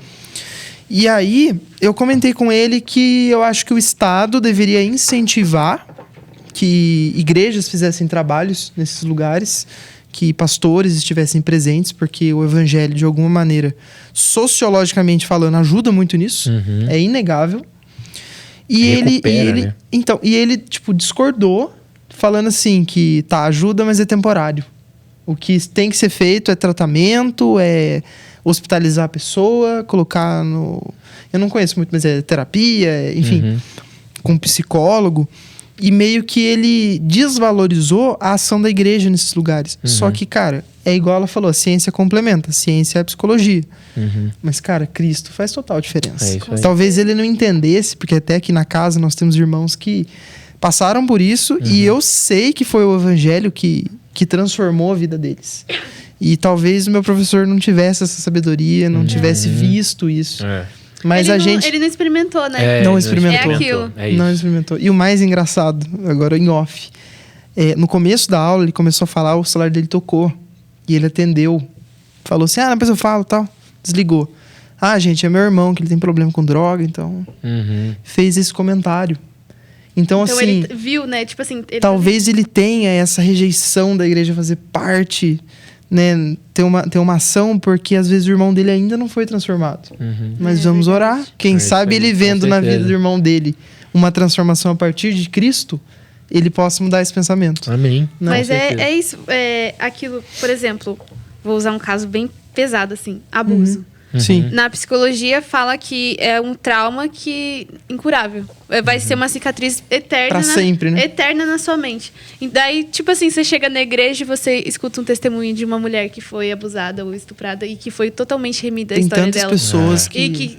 E que ela tá totalmente curada em relação a isso. E ela fala disso com uma tranquilidade como se nunca tivesse acontecido. Isso é algo que só Jesus proporciona pra gente, né? Tipo assim, contar uma história do passado como se ela não fizesse mais parte de quem a gente é agora. Ele tira essas manchas, né? Até porque eu acho que... Cara, eu tava pensando nisso hoje, assim... Nós, enquanto carne, temos uma criança interior, temos os nossos traumas. Você sabe melhor que eu a respeito disso. E tá tudo ali, né? Nosso subconsciente não esquece de nada, né? Nosso corpo não esquece de nada que a gente viveu. Mas é por isso que em Cristo nós somos uma nova criatura. Então, e a minha carne já morreu. Então, eu posso na carne ter dado traumas, enfim, emoções conturbadas, tudo isso. Mas no espírito, na nova natureza, quem eu sou em Cristo, eu carrego uma herança abençoada e santa. Porque... a minha genética da nova natureza é a genética de Deus. Então, é santa, é pura e é curada, é sarada, é lavada, é remida. Então, por isso que nós andamos no Espírito, porque nós andamos na nova natureza. Ainda que nós estejamos sujeitos à carne, né, nós dominamos ela através do Espírito, ou seja, nosso trauma, nossa dor, não vai governar mais a nossa vida, porque na nossa nova natureza eu já sou curado, Eu já sou sarado, eu já sou completo, eu já sou pleno. E é ela quem governa a minha carne, não o contrário. Então, ainda que na carne a gente carregue uma herança, talvez maldita no sentido de abusos, traumas, memórias conturbadas, na nova natureza, eu tenho o DNA do Filho de Deus, né? do primogênito, que é Cristo. E ele é santo, ele é inculpável, ele é justo, e essa natureza está em mim. Então, agora, eu escolho a partir de qual natureza eu vou viver, né? Ou eu vou ficar o tempo inteiro sendo dominado pelos meus sentimentos, pelas minhas emoções, pela minha criança interior que está aqui, ou eu vou crer no que a palavra diz, que é isso aqui já morreu. Sim. Não é uma tarefa fácil, mas é pela fé. E agora eu vivo pela fé. E fé em quem? Fé no Filho de Deus. E esse DNA, essa identidade, o caráter do Filho de Deus está em mim, né? De glória em glória, imagem e semelhança. E ainda Deus vai muito mais além do que a gente pensa, né? Porque, por exemplo, além de curar, aí a gente pode usar o nosso testemunho para curar a vida de outras pessoas. E aí, muito claro isso na sua vida. Porque você passou por tudo aquilo, mas não ficou em você. Você passou adiante para a vida de outras pessoas. Exato, total. Faz muito sentido para mim. Às vezes a gente não entende muito o propósito das coisas, ou porque a gente passa por coisas, mas depois que a gente vê o fruto, né, aí faz todo sentido, assim. Então, vale a pena. Vale a pena. Talvez às vezes, eu acho até que Deus coloca a gente em momentos difíceis para que a gente possa aprender a superá-los, para ensinar os outros a como superar. Então, às vezes, sei lá, a gente perde um ente querido. Aquela dor ali, cara, é uma dor específica que só quem perde um ente querido tem. Só quem perde uma pessoa que amava muito tem. E quando você aprende a vencer essa dor, vencer essas trevas, aí você consegue impartir na vida de outra pessoa como fazer isso, né? Como encontrar uma esperança. Total, né? Isso. Top. Vamos ver se nossa plateia tem alguma pergunta? Por favor, plateia, manifeste-se. Alguma pergunta sobre o nosso convidado ou algum comentário? Esse cara sabe tudo. Não vai ter pergunta. Opa, então, na verdade é mais que nem um complemento, né? Um comentário, que nem ele falou, no sentido de como as pessoas... É muito legal a representação que o Nathan traz sobre as gotas de esperança, porque assim como o processo começa com pequenos sinais, com pequenas gotas de ansiedade, ele falou assim, cara, são gotas de esperança. Então, quando você começa a sentir aquela... Porque eu tenho propriedade para falar, porque eu sou uma das pessoas, eu liberei essa palavra pro Nathan também. Falei, cara, foi uma honra participar do processo, porque as músicas e o processo que ele passou fez muito sentido na minha vida. Sim. Então, fazer parte de um momento onde celebrava a cura e celebrava o fim de todo um processo de sofrimento, era como se eu estivesse celebrando o fim do meu processo. Uau. Então, assim, fez esse total sentido. E a gente sabe que essas gotas de esperança também aparecem nos pequenos momentos, quando você começa a sentir uma respiração mais acelerada, o seu coração bater mais forte, um começo de um suor frio, que são as pequenas gotas de sintomas.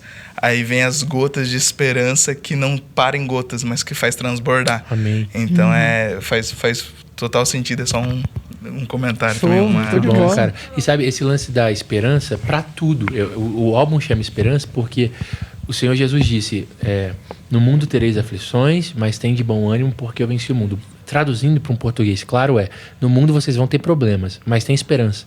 Porque eu venci. Porque tudo que vocês vão passar já está vencido. Então, tenham esperança. E se você for ler João 14, 15, 16, você vai ver ali nas últimas palavras de Jesus com seus discípulos que ele estava muito preocupado com como eles estavam se sentindo. Não tenha medo. Não fica aflito. Ele fica o tempo inteiro falando isso antes de ir para a cruz. Porque ele sabia que o que ele ia passar ia afligir eles. Da mesma forma, ele sabe que durante a nossa jornada nós vamos passar por momentos difíceis. Só que o que sustenta a gente, na verdade, eu não estou falando só de ansiedade, depressão, pânico, estou falando de câncer, estou falando de casamentos quebrados, estou falando de filhos desviados, estou falando de qualquer tipo de sofrimento que você encontre na sua jornada. Em Cristo a gente tem uma resposta, que é esperança. Talvez não seja a solução do problema imediato, mas a expectativa de que o Senhor ainda vai fazer algo. E a expectativa de que ainda não nessa vida, a eternidade vai curar todos os nossos problemas. Então, acho que é isso que nos diferencia. E por isso esperança, porque é o que, talvez é o que nos sustenta, talvez não, é o que nos sustenta, e eu acredito que a cura parte desse lugar. Só vai ter cura se você ter fé o suficiente para crer que o Senhor pode fazer isso. E essa fé nasce desse lugar de esperança, de tipo, eu creio que o Senhor pode fazer, sabe? Durante esse processo, teve um momento em que eu estava na minha casa, um pouco aflito, e eu fui orar. E eu estava orando andando pela casa, porque não tinha ninguém em casa. E enquanto eu orava, aqui todo mundo acredita nos dons do Espírito e tudo mais, então estou em casa para falar disso. Enquanto eu orava, eu tava chorando as pitangas. Eu falo isso no álbum, se vocês ouvirem a última música, chama Abre o Jordão, só que aí é / Esperança Viva, que é uma música bem curtinha. E eu conto isso. Eu tava chorando as pitangas pro Senhor. Tipo, Senhor, e aí, mano? E, cara, tô mal. E eu comecei a ver no Espírito e a ouvir no Espírito o céu fazendo festa. Sabe, tipo, tarol e confete. Eu fiquei, não é possível. Que legal. E eu falei, Senhor, eu tô aqui chorando as pitangas pro Senhor. E você tá fazendo festa. E ele me disse, Nathan, no céu a festa nunca para, porque a gente já sabe como a história acaba. Uau. E aquilo foi um choque no meu coração, porque eu falei, cara, realmente, eu tô aqui chorando as pitangas, mas eu já sei qual é o final da história. E se eu sei o final da história, o livro fala que, no final, Jesus vence, é pra sempre. O fim é bom. O fim é bom. Ok, tá tudo bem eu sofrer, eu ter dores, legal, mas eu preciso ter esperança, porque eu já sei como a história acaba. E no final, quem vence sou eu, não é minha ansiedade. No final, quem vence não é o casamento quebrado, quem vence não é o filho desviado, quem vence não é a droga, quem vence não é a enfermidade, quem vence não é o pecado. No final, quem vence é o cordeiro que se tornou leão. Então, é desse lugar que vem a esperança, do lugar de que tá garantido. Sabe? É isso, tá fechado. Essa é a história, tá consumado. Eu posso ter dificuldade de lidar com algumas coisas ainda, porque eu tô carne, por enquanto, mas meu espírito tá pronto, eu sei. Então, isso me dá gana, ambição para continuar caminhando. Esperança, isso me dá esperança para continuar caminhando. Acho que é isso, assim. Que show, esperança da glória em nós. Amém, Cristo. isso aí. É isso. Natan, tem uma pergunta. Vai lá. Você foi falando, eu pensei numa pergunta. Você falou que é líder, né, dos jovens da sua igreja, Marco, certo? E eu queria saber, assim, você como uma autoridade na juventude ali da sua igreja. Mas eu queria saber a sua visão geral, assim, o que você acha, assim, qual a sua percepção sobre a necessidade dos jovens hoje em dia? Tipo, o que você enxerga que tá faltando, assim, sabe? Qual a sua visão, qual a sua visão da juventude de hoje? Cara, falta zelo. E isso já é algo que eu tenho falado muito, pensado muito, falta zelo. A gente despreza muito, sabe, uma geração... Eu fico até arrepiado falando isso, cara, porque isso é algo que me pega muito, porque é algo que o Senhor tem falado comigo. A gente despreza muito a geração dos nossos avós, por exemplo, que não assistiam TV, sabe? Tipo, que não usavam calça, só usavam saia, não cortavam o cabelo. E a gente olha pra isso e fica, nossa, que nível de religiosidade. Eu não tô defendendo isso, dizendo, nossa, vamos parar de cortar o cabelo. Não é isso. Vamos parar de... Homens, não vamos mais ter barba. Eu tô de barba aqui. Não é esse o ponto, mas eles amavam o Senhor tanto que eles não assistiam televisão. Então, hoje a gente chama de religiosidade. Porque, nossa, eu posso assistir TV e tá tudo bem, não é pecado assistir TV. Mas você entende uma geração que ama tanto o Senhor que aceita não assistir TV? Agora, se o Senhor me pede para eu largar qualquer coisa, ou se eu preciso tirar um tempo para orar, e, sabe, eu maratono uma série uma madrugada inteira, mas eu não oro uma hora. Falta zelo, entende? E é o zelo que as gerações passadas tinham. E eu não tô sendo saudosista, eu não acho que a nossa geração tá perdida, eu não acho que, nossa, nunca mais se fez uma geração como a de antigamente, que eu não gosto desse papo. Porque eu conheço vocês, tô aqui com vocês, que são remanescentes, eu tenho a galera da minha igreja, eu tenho meu amigo Silvinho, a galera da igreja dele. Eu conheço jovens cheios de Deus, que zelam pela presença do Senhor. Não tô falando que a nossa geração tá perdida, mas no geral, eu sinto um pouco de falta de zelo. Esse zelo que abre mão, que renuncia, sabe? A gente foi tão a fundo em ser livre, a gente foi tão longe em ser livre, que tá difícil agora resgatar alguns princípios. Então a gente começou a descobrir tanto que as coisas não eram pecado, que agora tá difícil você dar passos para trás. Então eu criei numa geração que ela vai deixar de fazer coisas, não porque é pecado, mas para agradar o Senhor, sabe? Tá, isso aqui não é pecado, mas eu não vou fazer. E eu não vou ter contato com isso, porque eu amo o Senhor a ponto de renunciar. Porque, gente, polêmica, né? Tem coisas que não são claras na Bíblia, se é pecado ou não, se deve ser feito ou não. E aí a gente abre um pretexto mesmo para que alguns façam, outros não. Algumas denominações aceitem, outras denominações não. Mas é uma coisa que eu tenho falado para os jovens que eu lidero. Por que fazer? Se eu posso, no lugar de fazer, entregar isso como renúncia ao Senhor. Como sacrifício ao Senhor, sabe? Então... Construir um memorial também, né? Total. De todas as renúncias, né? Tem um debate muito grande sobre tatuagem, sobre, às vezes, até fumar maconha, que dizem que... que é medicinal, né? Não, é medicinal. Daqui a pouco a gente vai estar mais intenso ainda nesse lugar. Tá eu já ouvi de uns caras, tipo assim, mas foi Deus que criou a maconha, por que não pode? Cara... não criou pra você enrolar no papel e fumar, mas tudo bem, né? As pessoas estão tão preocupadas em descobrir o que é pecado, o que não é, que exatamente, tipo assim, tá bom, você quer fazer tatuagem? Beleza, mas isso agrega em quê? Exatamente, né? Sim. De que maneira isso pode te agregar no seu relacionamento com Deus? Ou então, isso realmente agrega ou isso vai te afastar? Por exemplo, música secular. Polêmica. Eu não gosto de ouvir música secular, porque eu acredito que trata de uma cultura, de uma essência que tá longe de Deus. Acho que às vezes é um papo meio mundano, de traição, de amante. Tem esses papos, né? Então eu acho que assim, não convém. Não vai me agregar em nada. Sim. Mas eu não digo que, tipo, é pecado, entendeu? Não é um pecado. As pessoas estão tão agarradas a isso, é pecado. Às vezes o Espírito Santo exige coisas de mim e que ele não vai exigir de você, entendeu? Então, verdade. tipo assim, é muito isso, a questão da intimidade, né? Da gente entender e reconhecer que ele nos conhece tanto que ele sabe onde a gente vai errar. Então, ele fala assim, renuncia isso, porque aqui é o seu ponto fraco. E às vezes não é o ponto fraco do Thiago. E aí, tipo, é muito isso, de ter intimidade pra poder reconhecer quando é o nosso limite ali, né? Sim, e eu acho que quanto mais perto do Senhor, mais renúncia. De verdade, Com cara. certeza. Não quero acho que é o segredo. De verdade, certeza. eu não quero aqui machucar ninguém, cara. Nem ferir ninguém. Viva o seu processo com o Senhor. Obedeça à sua igreja local, ao seu pastor. Honre os seus líderes, pelo amor de Deus. Você não faz parte da minha igreja, você não faz parte, talvez, daqui, você que está ouvindo, mas honre as diretrizes da sua igreja, mas desconfie de quem se diz muito íntimo de Deus e não carrega renúncia. Sabe? Eu acho que é um alerta para nossa geração. Nós vimos isso acontecer há alguns anos atrás, né? Com pessoas que pareciam muito íntimas de Deus.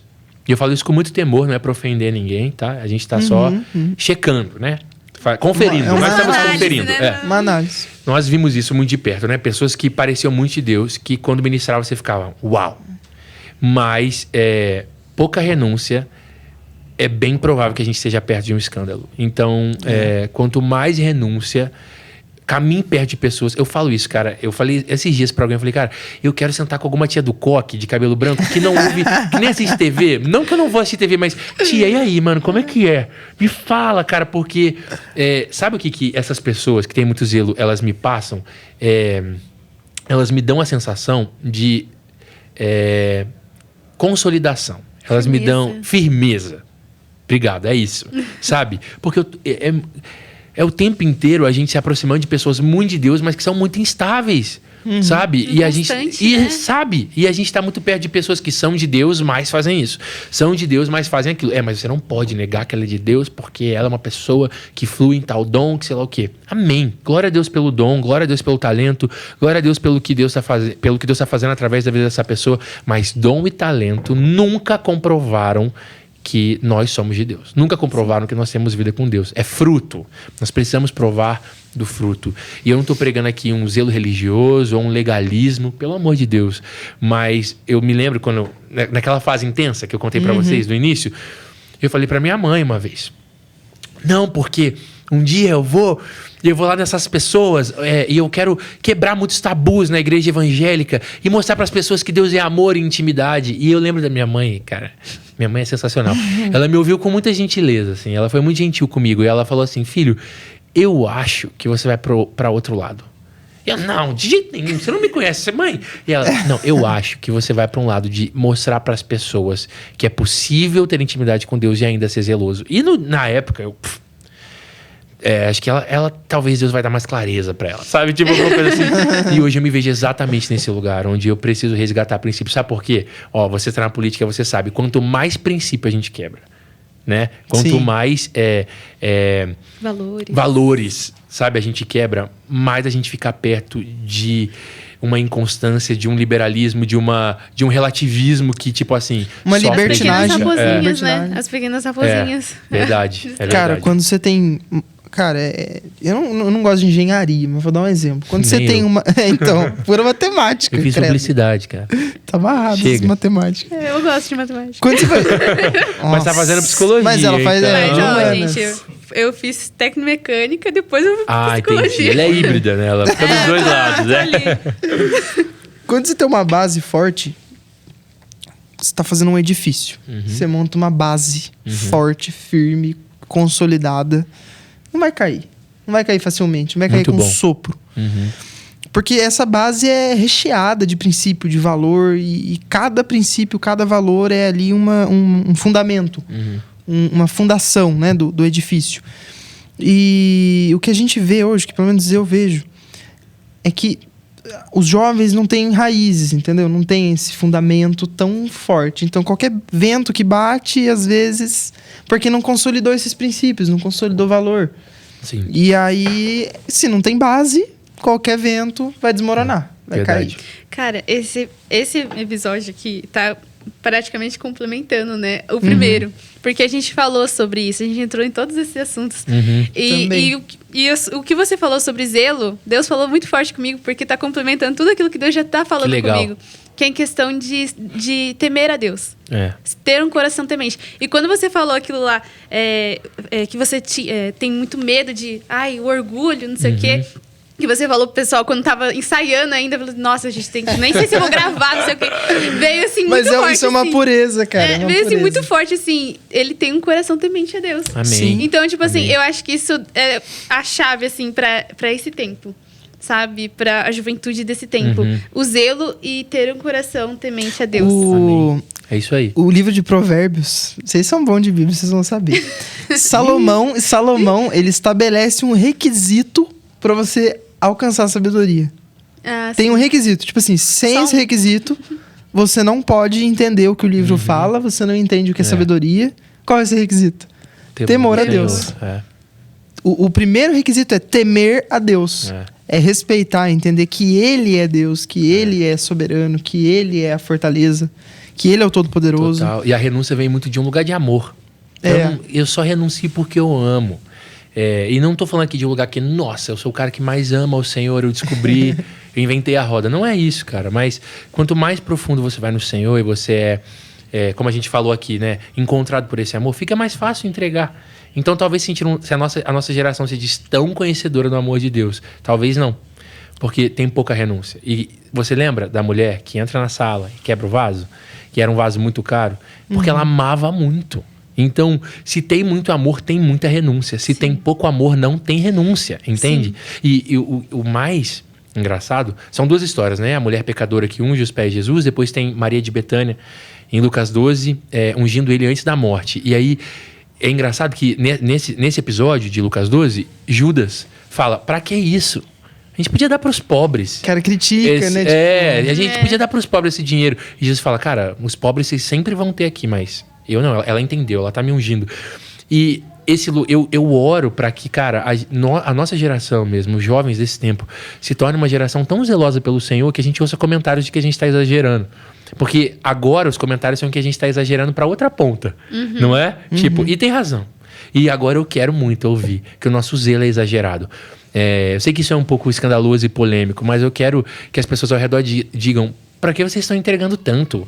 Sabe, não precisa disso tudo. Não vai tão além assim. Sabe, você tá sendo radical. Mente fechada. Você é mente fechada. E lógico, eu não quero criar um muro entre a nossa geração e o pecador, porque a gente precisa estar nesse lugar alcançando. Eu não quero criar um muro entre sei lá, as pessoas que não pensam assim. Não é nada disso, né? Porque se a gente está renunciando tanto, a gente precisa ter humildade também. Senão não é pelo Senhor que a gente está renunciando, com certeza, né? Outro lado da moeda. Mas a gente precisa... Eu quero muito que a nossa geração seja uma geração exagerada. Assim, que as pessoas digam, pra que tudo isso? Pra que tudo isso? Porque ele merece. tudo isso. Porque ele é digno de tudo É isso. aquilo, né? Só vem no meu pensamento aquele versículo: se você me ama, obedece os meus mandamentos. Uhum. Então, assim, se a gente estiver nesse lugar, no centro da vontade de Cristo, a gente também não vai também pender pro outro lado, né? Da arrogância e tudo mais. É isso aí. A chave é você temer a Deus e estar obedecendo os mandamentos dele. Porque assim Deus abate o orgulhoso também, Sim. né? Então, é bom você temer, né? Sim. Eu vou Manda. fazer um outro comentário. Cara, eu não consigo, cara. Eu fico me segurando. Mas uma coisa que a gente sempre fala aqui na casa é sobre o prédio reto e o prédio torto. Que quando você edifica um prédio que é reto, você consegue... Você automaticamente identifica o prédio que tá torto. Tá fora do prumo. Uau. E eu acho que é muito importante, tipo, quando a gente fala de jovens, que muitas vezes o jovem ele não tem o contato, tipo assim, com um contato às vezes com a presença de Deus e ter esse temor, né? Aqui na casa a gente tem essa luta, tipo assim, de produzir nos jovens esse entendimento de que não é brincadeira, tá ligado? A gente estar na presença de Deus. E às vezes o caminhar junto já promove isso nos jovens. Eu até brinco aqui eu brinco com uns amigos meus aqui, com a Salma, que eu virei líder de jovens por osmose. Por quê? Porque eu não achava que eu tinha nenhum tipo de talento, nenhum tipo de coisa pra ser líder de jovens. Não achava. Mas eu andava tanto junto com os líderes de jovens que um dia a nossa pastora aqui, a Zelinda, chamou eu pra participar.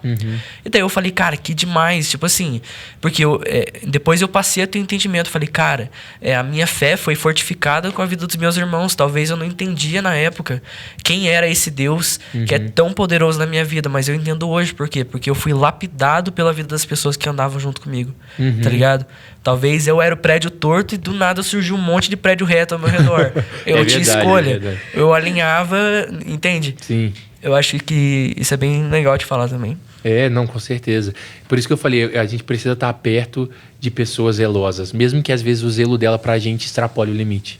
Mas, tipo, é bom porque o nosso nível, né, a régua sobe, né? Então eu começo a ajustar o que tá torto em mim. Eu gostei desse exemplo, cara. Nossa, e que ele tá falando praticamente foi todas as pregações dessa então semana. A gente tá bem alinhado, né, foi cara? Que legal. Da régua subir e tal.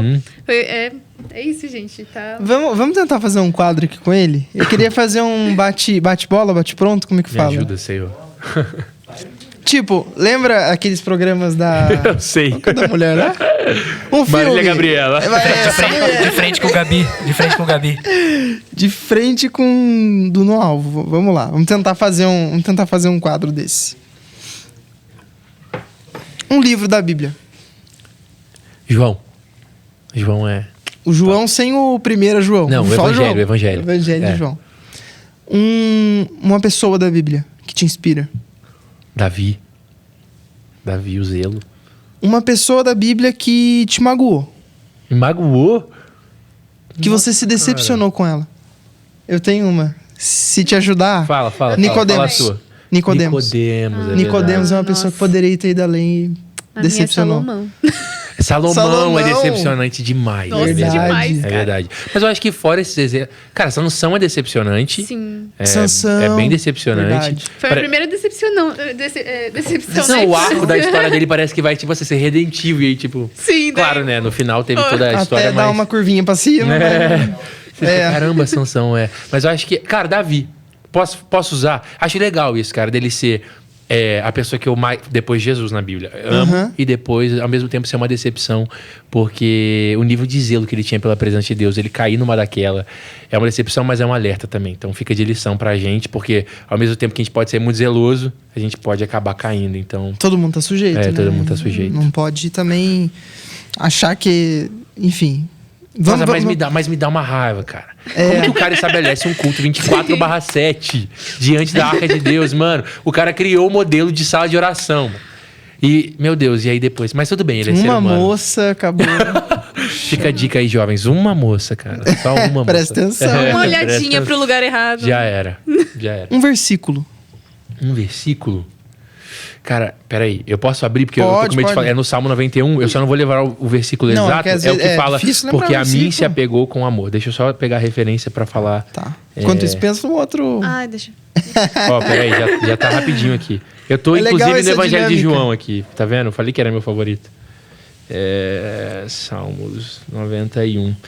Eu não vou lembrar a referência de cabeça do versículo, mas eu vou ler aqui, que é 14. Deus diz, porque a mim se apegou com amor, eu livrarei, eu protegerei, porque conhece o meu nome. Então a gente fala muito do Salmo 91, ele é maravilhoso, mas tem uma condição, porque a mim se apegou com amor. E eu gosto disso, dessa ideia de Por intimidade, isso aí. de se apegar ao Senhor com amor. E no Velho Testamento ainda, No tipo, antes de Velho chegar do Espírito Santo. Por isso que me pega tanto.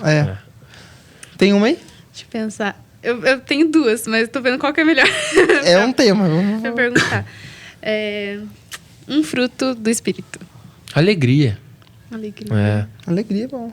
Muito Alegria Pô, é bom. depois de falar de ansiedade, depressão. Sim. Vamos falar de alegria, pô. né? Senhor, tem alegria pra gente, né? Uma música, Qualquer uma. qualquer uma, que você ame assim, que você fala, cara, essa aqui é a top one. Pô, tá vindo umas 3 na minha cabeça, mas... Pode falar. Eu diria... Tem uma da harpa cristã muito boa, que é Nele Só. Eu não sei se esse é o nome, tá? Eu sou um assembleiano meio fajuto, assim. Que fala... Cristo Jesus, meu fiel amigo, nele só. E nas lutas de cada dia, Cristo nunca me deixa só. Eu gosto muito dessa. E eu diria também Forever a Man, da Stephanie Gretzinger. Também, assim, é o hino da minha vida. Agora É o hino da minha vida, esse. Que eu top. acho.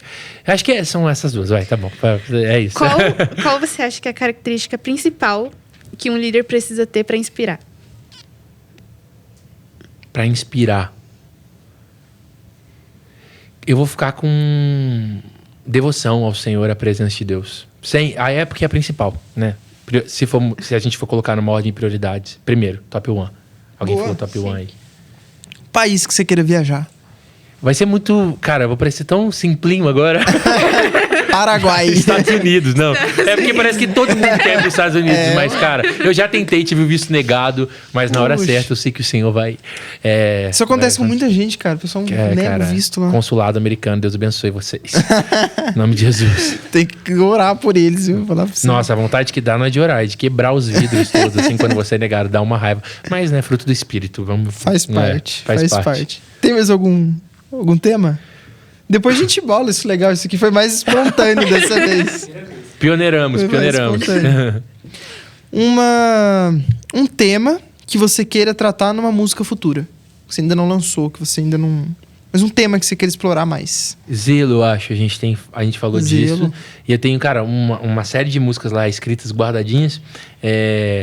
E o Senhor tem falado isso comigo, mas não é o tempo ainda. E a maioria dessas músicas falam desse zelo em perder pro Senhor, renúncia e tudo mais. Até tem uma música sobre esse texto que a gente citou, e é isso. Uhum. Tô tentando ser curto também, Tá que é certo. bate-bola. Senão eu vou ficar aqui falando meia hora. Gênero musical. Adoração, cara. Worship mesmo, viu? Ainda mais das antigas. Tá certo. Tem uma rapaziada aqui na igreja que gosta do Resgate, Oficina G3. Daí é rock, né? Daí é aquele rock acho que não é muito minha vibe, né? O que mais o Camilo ajudou aí? Vixe. Mais uns 2 Um pra gente filme. finalizar. Um filme. Um filme? É. Caraca, um filme. Toy Story 2. Toy Story? Eu gosto muito. Nossa, cara. Você gosta também? Eu acho muito Do criativo. nada. Buga minha cabeça assim. Eu sou publicitário, então, tipo...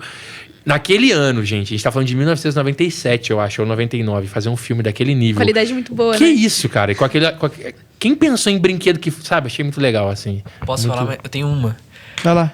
Uma experiência, além das que você contou aqui, com Deus. Com Deus. Cara, teve uma recente, assim, ela não é muito é sobrenatural, porque é o Senhor, mas ela nem assim, cara, cura, sabe, nada disso, mas tem a ver com a música e com vales. Esses dias, eu tava orando muito ao Senhor, pedindo, Senhor, me insere na tua história, sabe essas orações que a gente faz?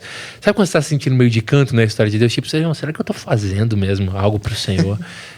Sei lá, sabe? A gente entra meio nessa crise, eu tava orando muito isso. Senhor, me insere na tua história, me insere na tua história. E aí minha mãe, ela foi pregar num culto de mulheres, numa igreja numa cidade vizinha aqui, e meu pai não pôde levar ela. E aí, eu não sou casado ainda, né? Eu caso ano que vem, eu moro com os meus pais, meu pai não pôde, sobra pra quem? Pra mim. E aí eu falei, tá, vamos lá. E aí eu só fui levar ela pra ministrar nessa igreja, eu não conheço ninguém de lá e tudo mais. Foram pessoas da nossa igreja que conhecem pessoas de lá e fizeram a ponte com a minha mãe, quiseram levar minha mãe lá. Enfim. E aí eu fui só pra acompanhar mesmo. Tô lá no culto, cara. Eles cantaram. Era um culto de mulheres, então é diferente, né, do culto normal, assim, é uma coisa mais frufru ali, bonitinha e tal. Elas cantam bastante, é legal e tal.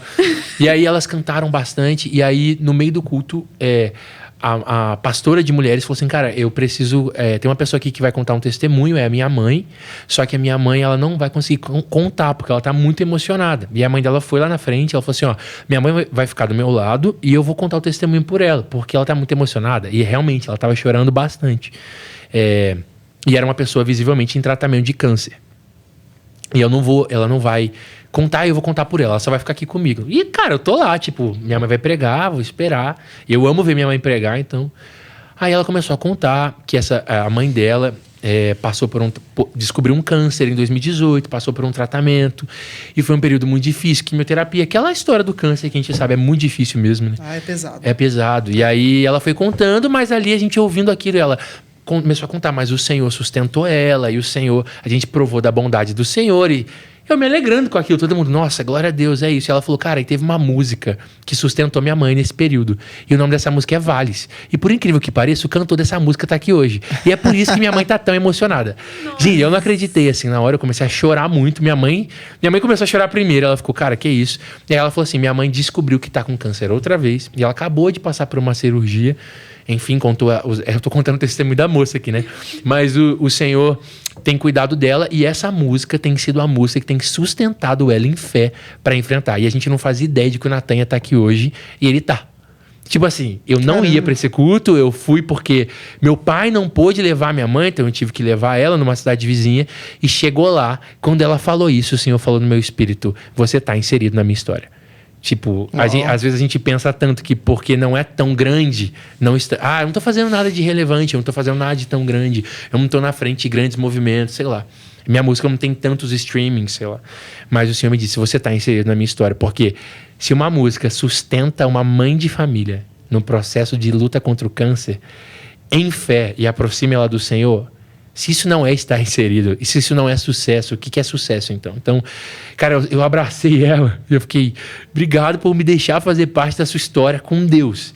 E ela ficou muito emocionada, ela falou, cara, Deus preparou isso aqui. Ela falava o tempo inteiro, Deus preparou isso aqui, porque não tem como... Cara, é muita coincidência. É muita coincidência, vocês estão entendendo? No dia que ela ia contar o testemunho, então, foi uma experiência... Não é nada assim, cara, eu orei por alguém foi curado, não é nada disso, mas acho que tem o mesmo efeito, né? Tipo...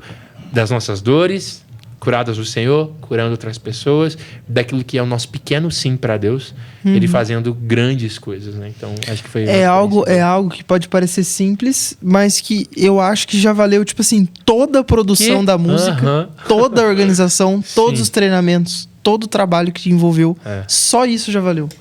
Porque...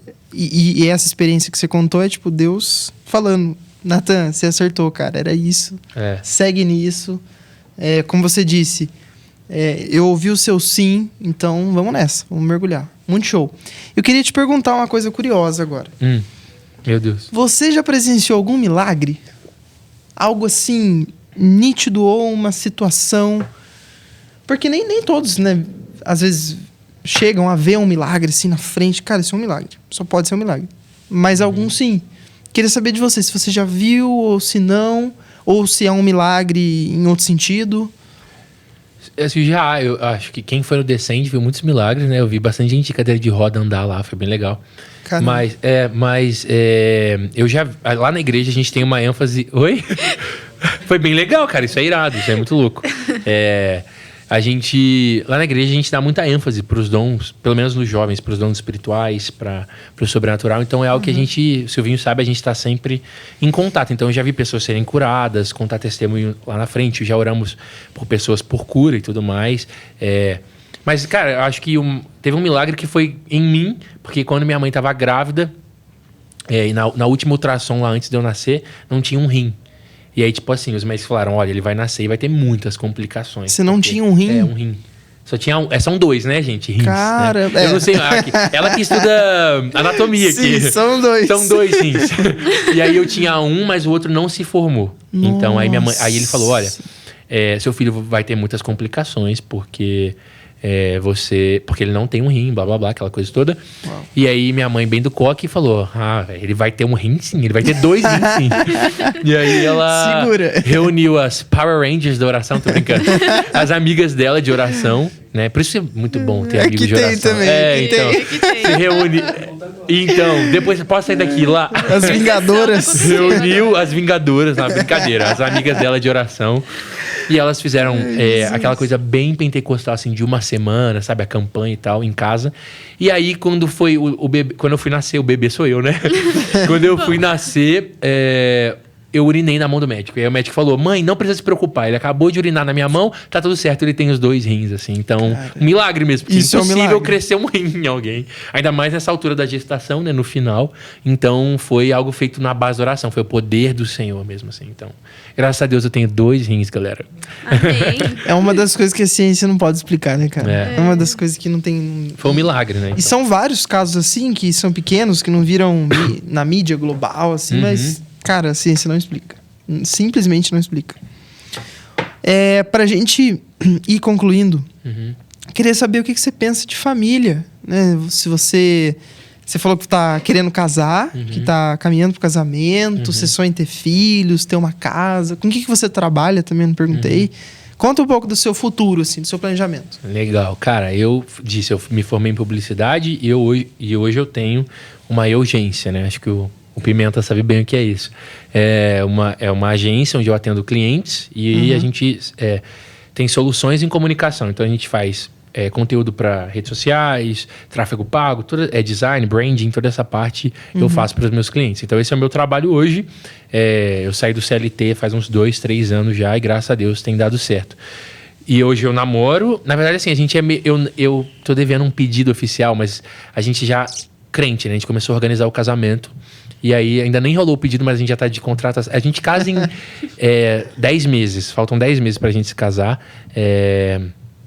Então, a gente tá nessa fase, loucura, pré-casamento, oração, milagre, provisão.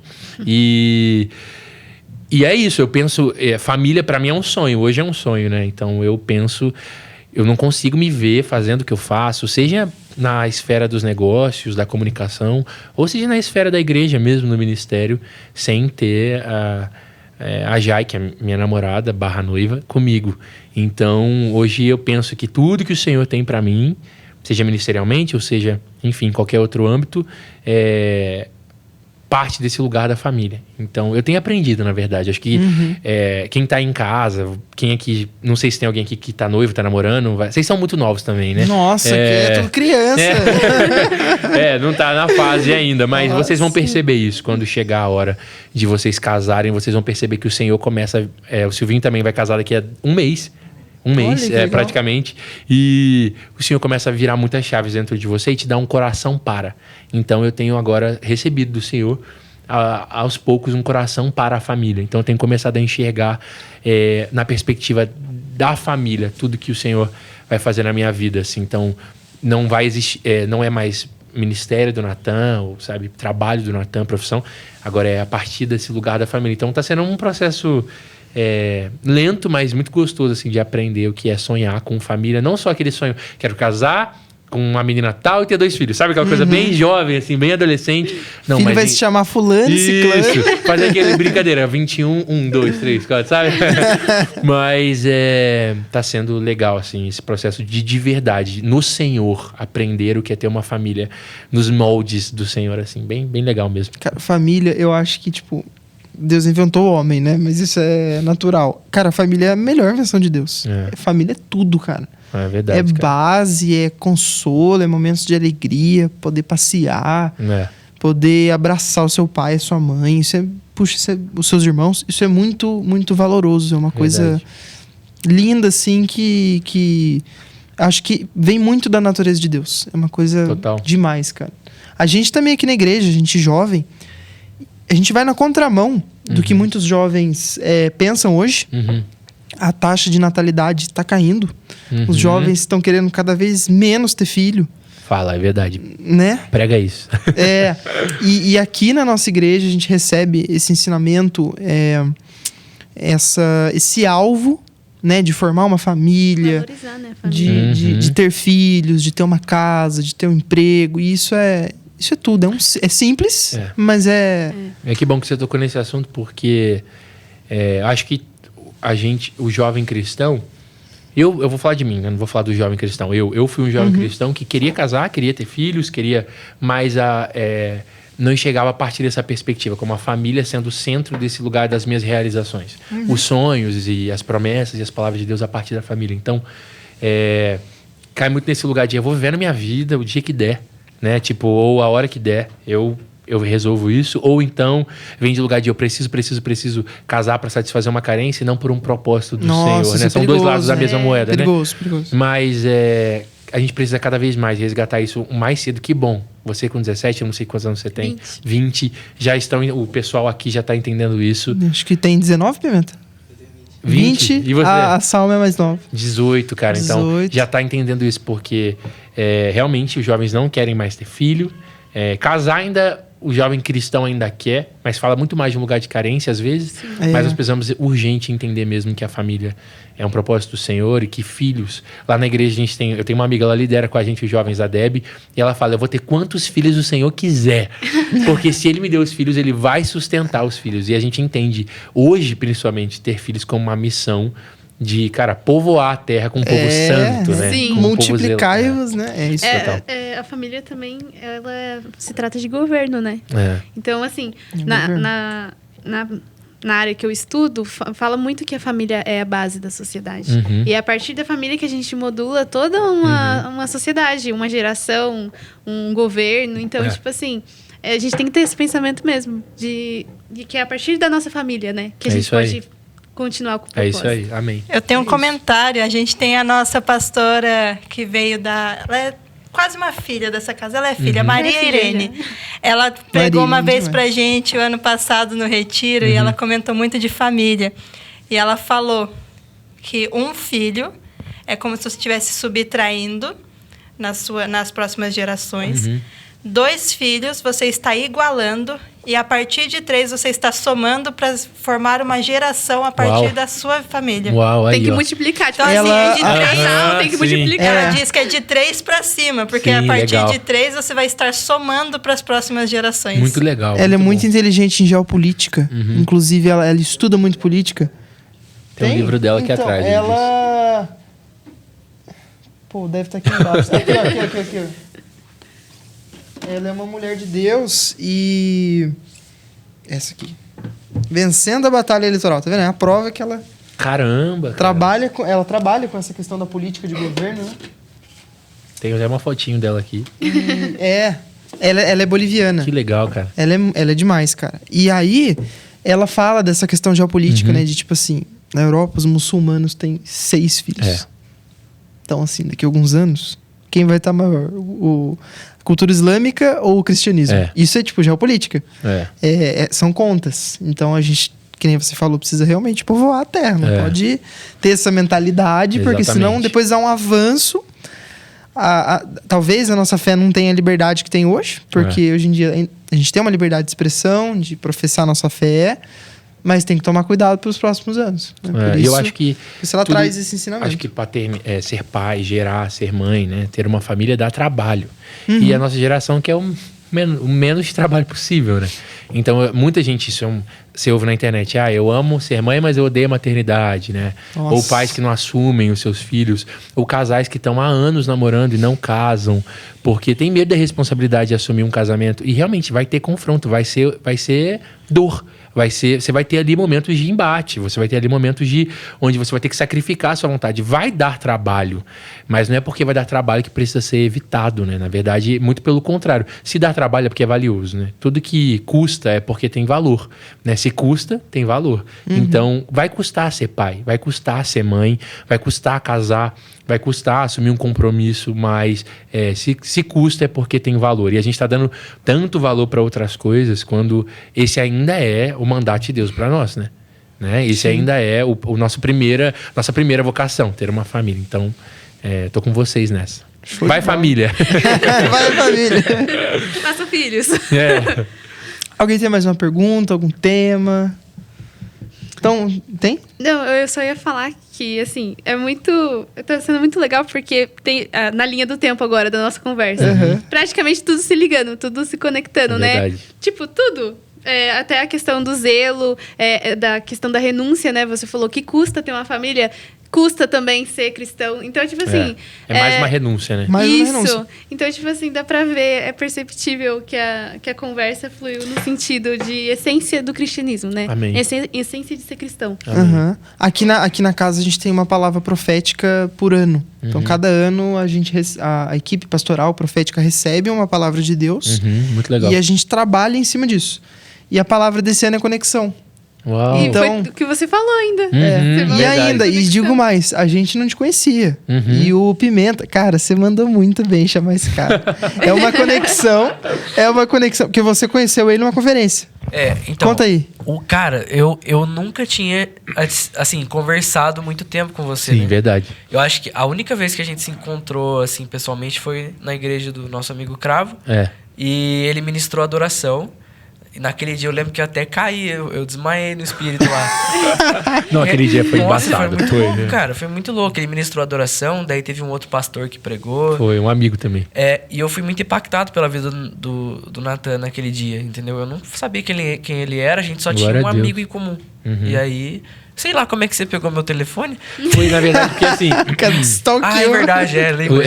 Era pra fazer um job, na verdade, lembra? É verdade, tá certo. Que maneiro. Então, foi uma conexão que tá dando frutos. Eu acho que quem tá assistindo esse podcast, cara, aprendeu demais, Amém. viu um exemplo, um testemunho que é o Nathan, Amém. de um rapaz que, apesar de ter nascido em lar cristão, teve a sua experiência própria com Deus e Deus tem transformado ele para ser um adorador, para ser um líder de jovens, né, para Amém. influenciar essa geração.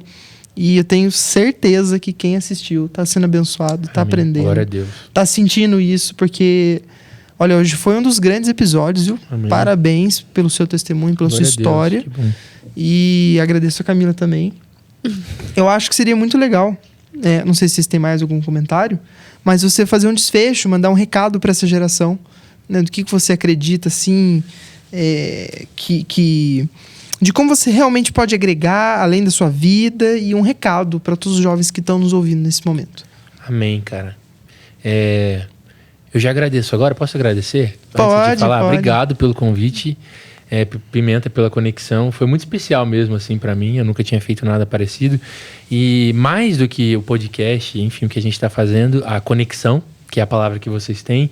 E, cara, acho que é uma resposta do Senhor também para o meu coração de ver os remanescentes, sabe? De ver que aqui na cidade ainda tem muita gente que não se dobrou e muita gente que tá amando o Senhor, ainda mais ver 17, 20, 18, né? Tudo bem, eu não sou tão mais velho, mas pô, de 17 para 27, eu vou fazer 27 em dezembro, são 10 anos. E ver que tem gente vindo aí com zelo pela presença de Deus. Então, que bom poder estar aqui com vocês hoje. Que legal a iniciativa. Que Deus abençoe muito. Amém. Sabe? Que vocês continuem se levantando como uma geração que zela pela presença do Senhor. Enfim, só gratidão mesmo. Que Deus abençoe demais a iniciativa. Que show. Vai ser um sucesso em nome de Jesus. Amém. Mas, cara, para essa geração, zelem pela presença de Deus. Gastem suas vidas para conhecer o Senhor, para conhecer a presença de Deus, porque se você gastar sua vida para qualquer outra coisa, inclusive ministério, que não seja conhecer o Senhor, no fim dela você vai estar vazio e nada vai ter valido a pena. Ainda que a sua vida,